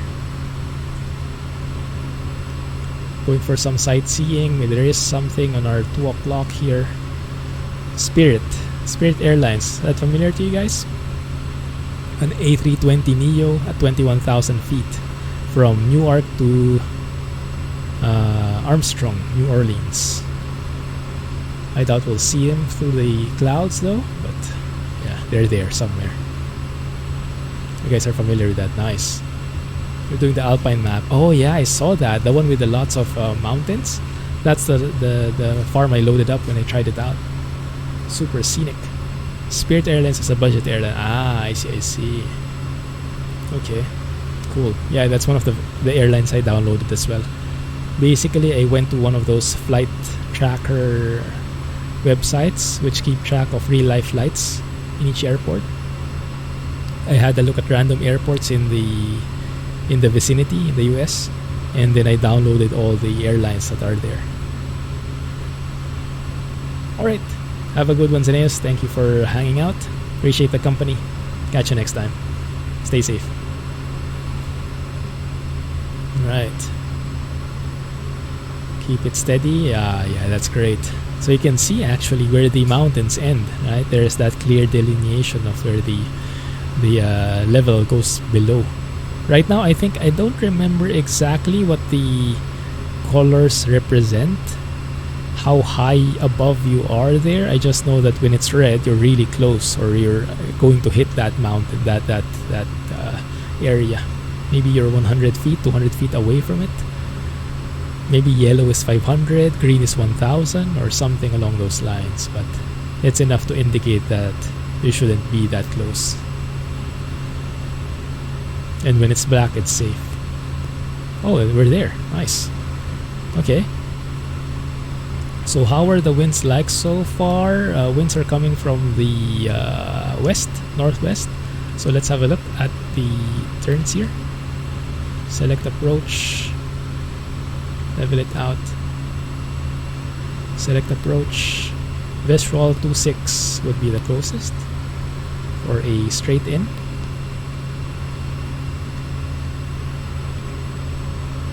Activate, enter. Looks good. Alright. Looks good. Top of descent. I don't think we have to descend much. But yes, we can follow it. Good. Looks nice. Oh, there's the virtual, the glide path. The virtual. Oh, crap. We have icing. Do we have to enable the heaters? Does that work like that? And then turn on the blowers as well?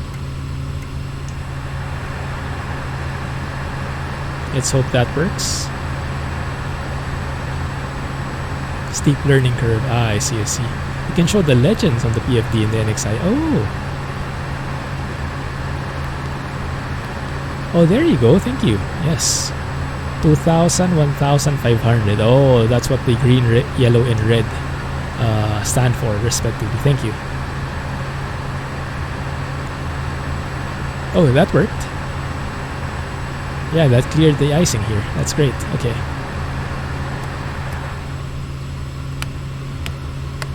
Not sure which one of those is working exactly, but it worked somehow, so I'm not complaining.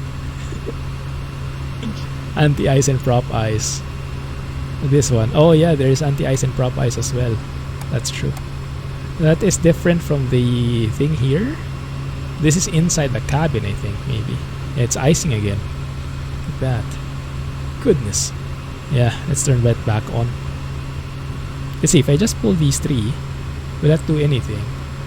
Let's observe it. It is working. Yeah, just those three actually is working already. That's adding some heat to the cabin. But in terms of the wing and the propeller, I guess we'll have to enable the prop de-ice and anti-ice just to be on the safe side.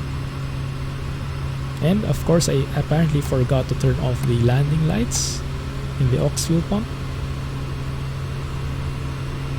Have a good one, Larger. Thanks for the tips, man. Glad to have you here. Enjoy your farm, and yeah, catch you soon.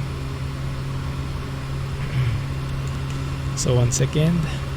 262 final approach fix. Final approach course. Okay, let's adjust that. Heading bug 262. So we have better situational awareness. That's the term I'm looking for. Situational awareness.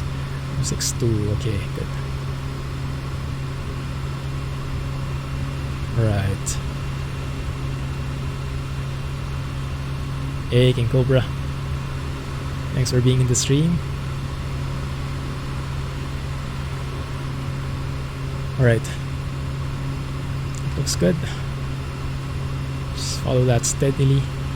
When we're on final, on short final, I'll turn on. Actually, we can turn on the landing lights already. The aux fuel pump and the ignition we can start later. My pleasure, man. Thanks for the company. Okay, looking good. Keep it steady. We're not really following the flight plan to a T, but we're actually turning a bit less sharp, right? We're turning a bit more gradually here. So there we go. So I actually like it better. Now we're turning final here, pulling back on the throttle as well to slow down so we can deploy our flaps. Should have a nice visual of the runway soon. Yes, hand flying this entire thing just gives me a lot better situational awareness, doesn't make me complacent. Okay, start descending. Flaps. We are the safe speeds for flap extension, that's good. Let's go full flaps here. Very nice, there we go, that's exactly what I wanted. You guys have visual of the runway? I don't. It is a grass runway, guys. It is a grass airstrip, just take note. So it is going to be hard to spot. And it is getting dark as well. So that's also going to be a bit troublesome. But I'm just following the virtual glide path in here. Crap, where the heck is it?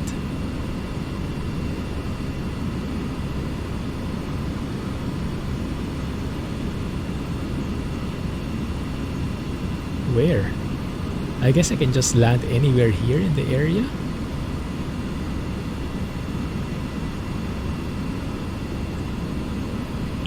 I have no idea where it is.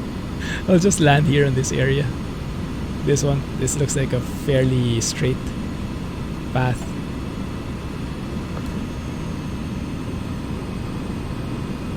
Maybe that will be enough to consider. Yeah, I'll just land it here. Maybe it's somewhere there, right? But goodness, how the heck do you find it?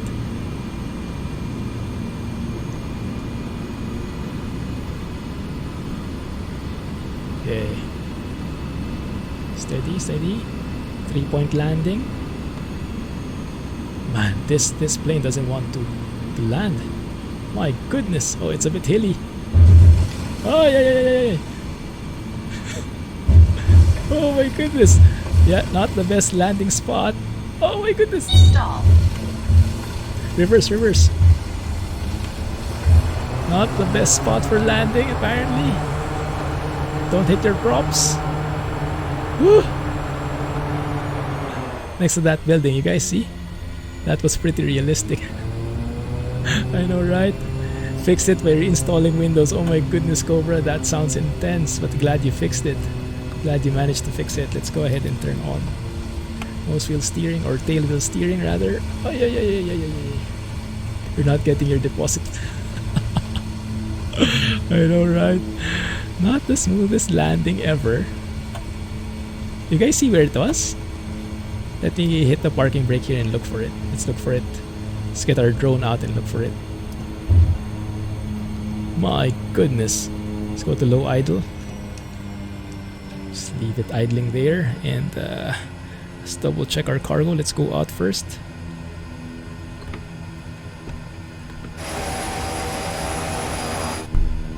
Actually can't open it when the engine is running. Let's open it, go out this way. Okay, let's get our drone out and look for that runway.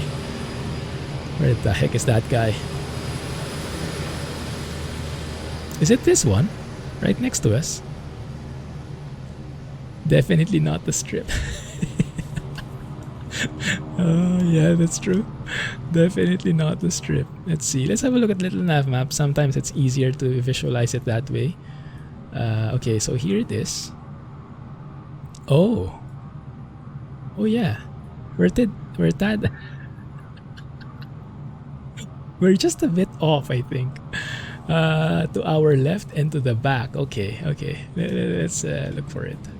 So it says it's actually like beyond the river, right? Does the grass have depth? Well, yeah, I think there is varied depth. I'm not sure what, if you're looking for something more, but yeah, it does, I think. It does look great there. Way up.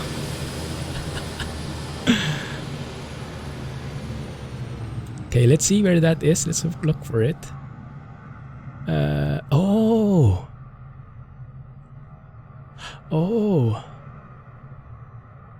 It's not really a river though, is it? Yeah, it's like a hill. But there it is. That's for sure the one. So I think what we need to do is take off.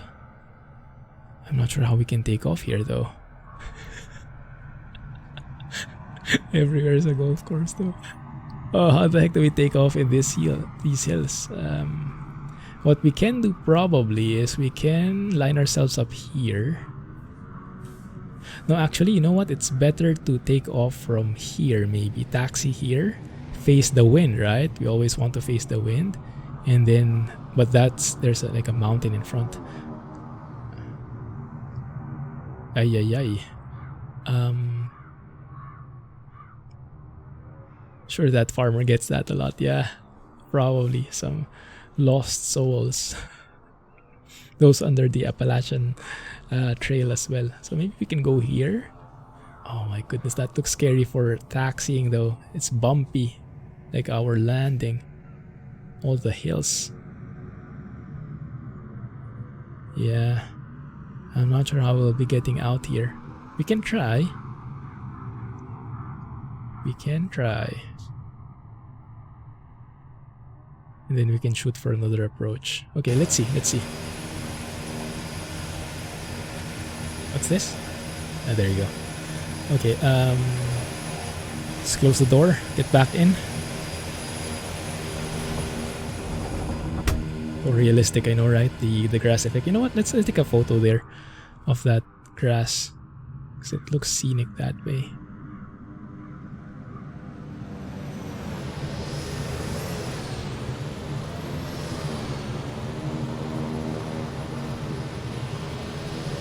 Up close and personal.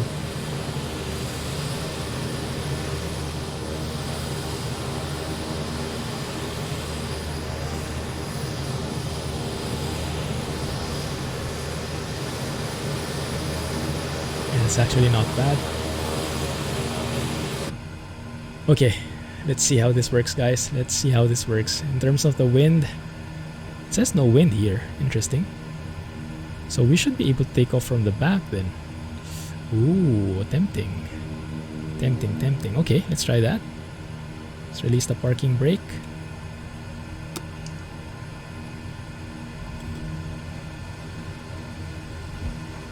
Pull back on the propeller so we slow down a bit.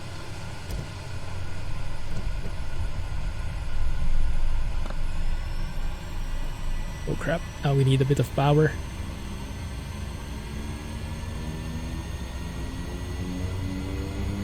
Come on, help me up. Let's go to high idle. Thank you. Thank you for the trim.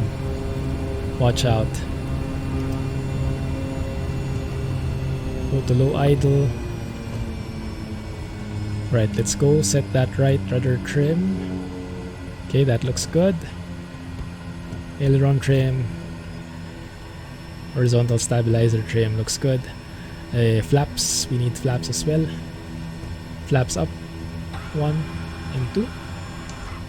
Looks good. That's on takeoff flaps now. Let's go and taxi back to the edge of this forest. And let's see how that works.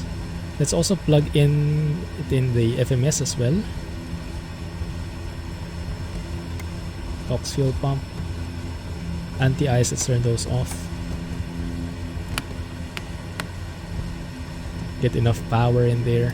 Yeah, you can see the fuel pressure actually. The oil pressure was... the oil temperature became too hot. I think that normally happens when you have when I have anti-ice and then I land or something. It gets too hot. So I hope it cools down a bit now. Okay, let's see. We position ourselves here. It's a bit uphill though, not the best. Can't really see what's there. Yeah, not the best for taking off, huh? Anyway, let's see. Okay, so let's go ahead and set the procedure here first so we know where to go.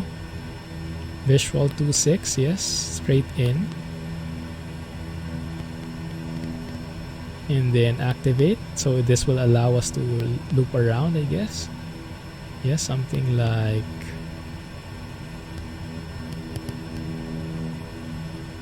that. Yeah, I guess that works.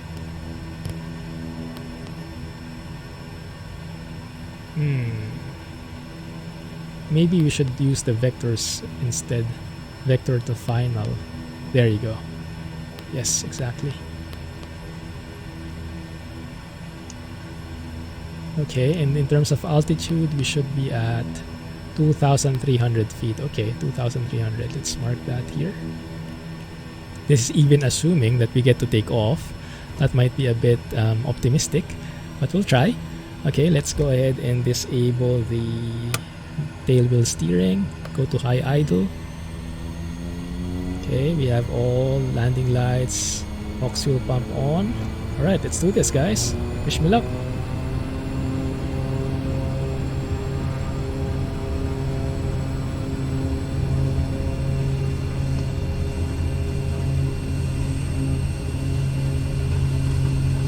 Please no trees. Please no trees. Okay, I see. Looks good. Go, go, go, go, go, go, go, go, go, go. Come on, come on. Keep it up. Keep climbing. Stay away from the mountains. Stay away from the trees. Oh yeah, I think we're good. I think we are good, guys. I think we are good. Okay. Okay, I'm happy with that. I think that looks good. Alright.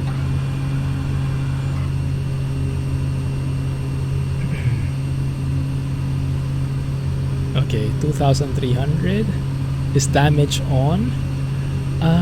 Actually, that's a good point. There is a crash damage on, but there are some that have been off in line with the requirements for this plane. Like the aircraft stress, I think, has been off, so that when you open your windows, you don't get a black screen.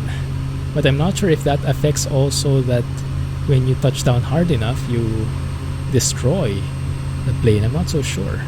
I sure hope not. Okay, start with the flaps here. Mission. Okay, this one. Let's turn that off for now.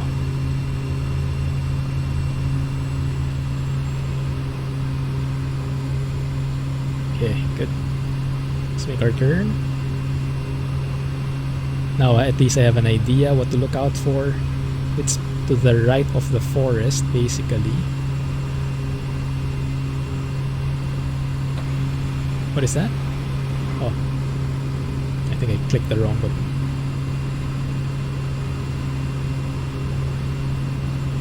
Okay, let's see. There it is, supposedly somewhere there. It's getting harder and harder to see because it's getting dark. The skies are overly bright, so you can hardly see what's below.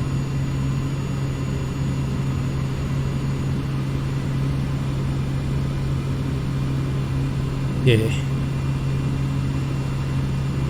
2.6 is right there. I can't see it again, guys. 1 second. Final. Runway 26 is still far away. It's still like 3 kilometers away. 3 miles rather. So let's keep this here.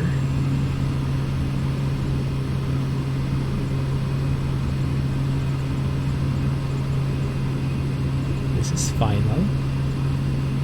Oh, there it is. I see it. I see it. I have the runway in sight. It's just past the trees. You see it, guys? Next to the house. That one. Okay, good. At least we're on the right track this time. Okay, so let's go and pull back. Start descending a bit. Just a tad, not too much. Don't go too close to the trees. Okay.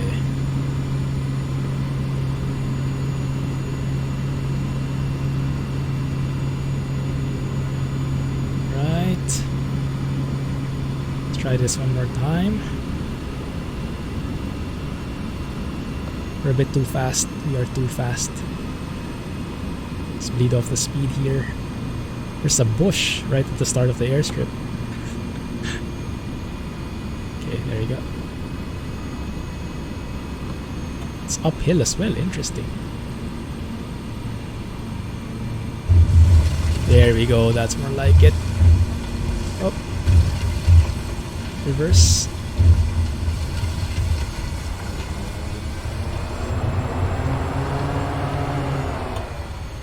There we go. Turn on the steering. Don't forget that thing. Okay. Where the heck did we end up?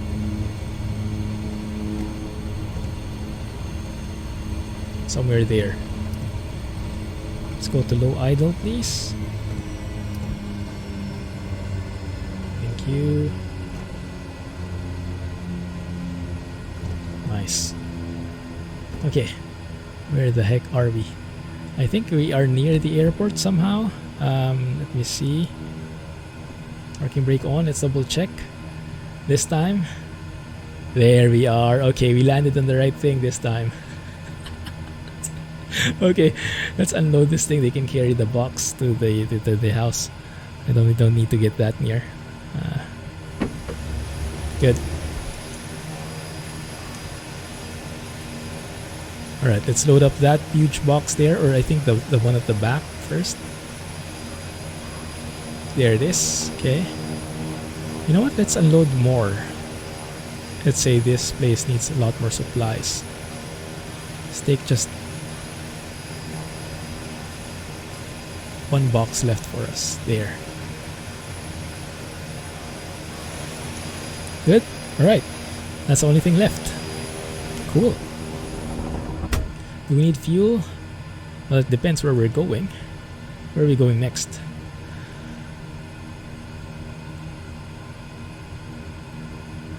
Victor Alpha 07. So that did get considered, thankfully. We're here now. That's the next part. Oh, look at that, guys. Plane spotting for the win. Let's go and have a look. So if we look at the map, this guy is an American Airlines Airbus A319 on its way to Charlotte. Look at them, both of them. We have one more. This guy is a Southwest Boeing 737. The one from the right going to the left is a Southwest Boeing 737. And then the other one is an American Airlines A319. Let's go and look for them. Let's go and see them in action. Oi! Where are they? 1 second. Okay. There, yeah, okay. Let's have a look. If the plane crashes, then we'll just go plane spotting, right? Because sometimes the plane kind of, the ground under the plane kind of despawns, so the plane kind of falls out of existence. Goodness, look at how great this is. Just being able to fly like this anywhere, right? My goodness, that feels amazing. This is the American Airlines A319 supposedly. It does look like an American Airlines. It is an A319. Oh, so cool. So cool. Where's the other one? Oh my goodness, I lost it. At the Southwest 737. Oh, there it is. I see it. Let's go faster. Yeah, having a controller in this case is perfect for plane spotting. Where? There, okay. There it is. Look at that. Does it look like a 737? Oh, sure it does. You can see the tail has that kind of different fin. They're very indicative of the 737. Very, very nice. Oh, yeah, but yeah, plane spotting with the AIG. Very nice indeed. Okay, yeah, that's the problem, right?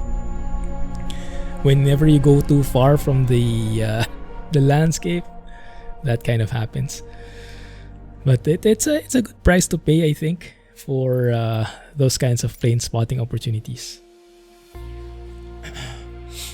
Normally, the problem doesn't happen as often when you're airborne and you're going far, but when you're on the ground and you go too far, you kind of get that problem.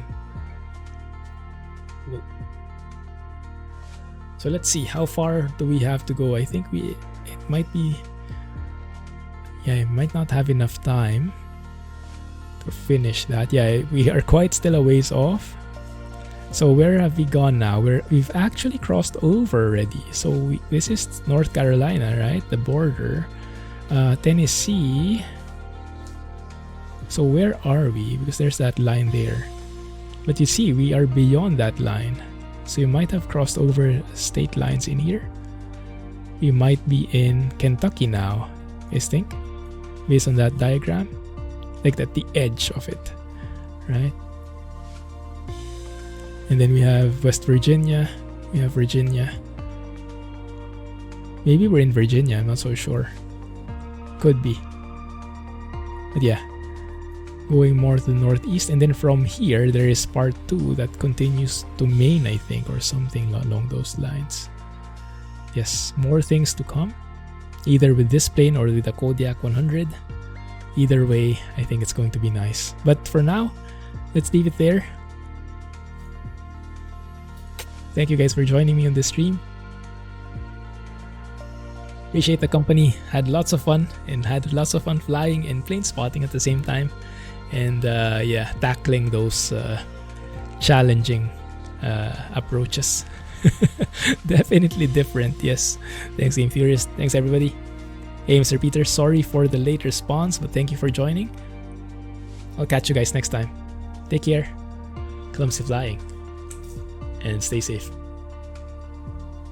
For those who will be here in 2 days' time, we will be trucking, most likely in ATS, most likely in 143, most likely in the Esterlon map and the new Freightliner Cascadia from SCS. We'll see how it goes.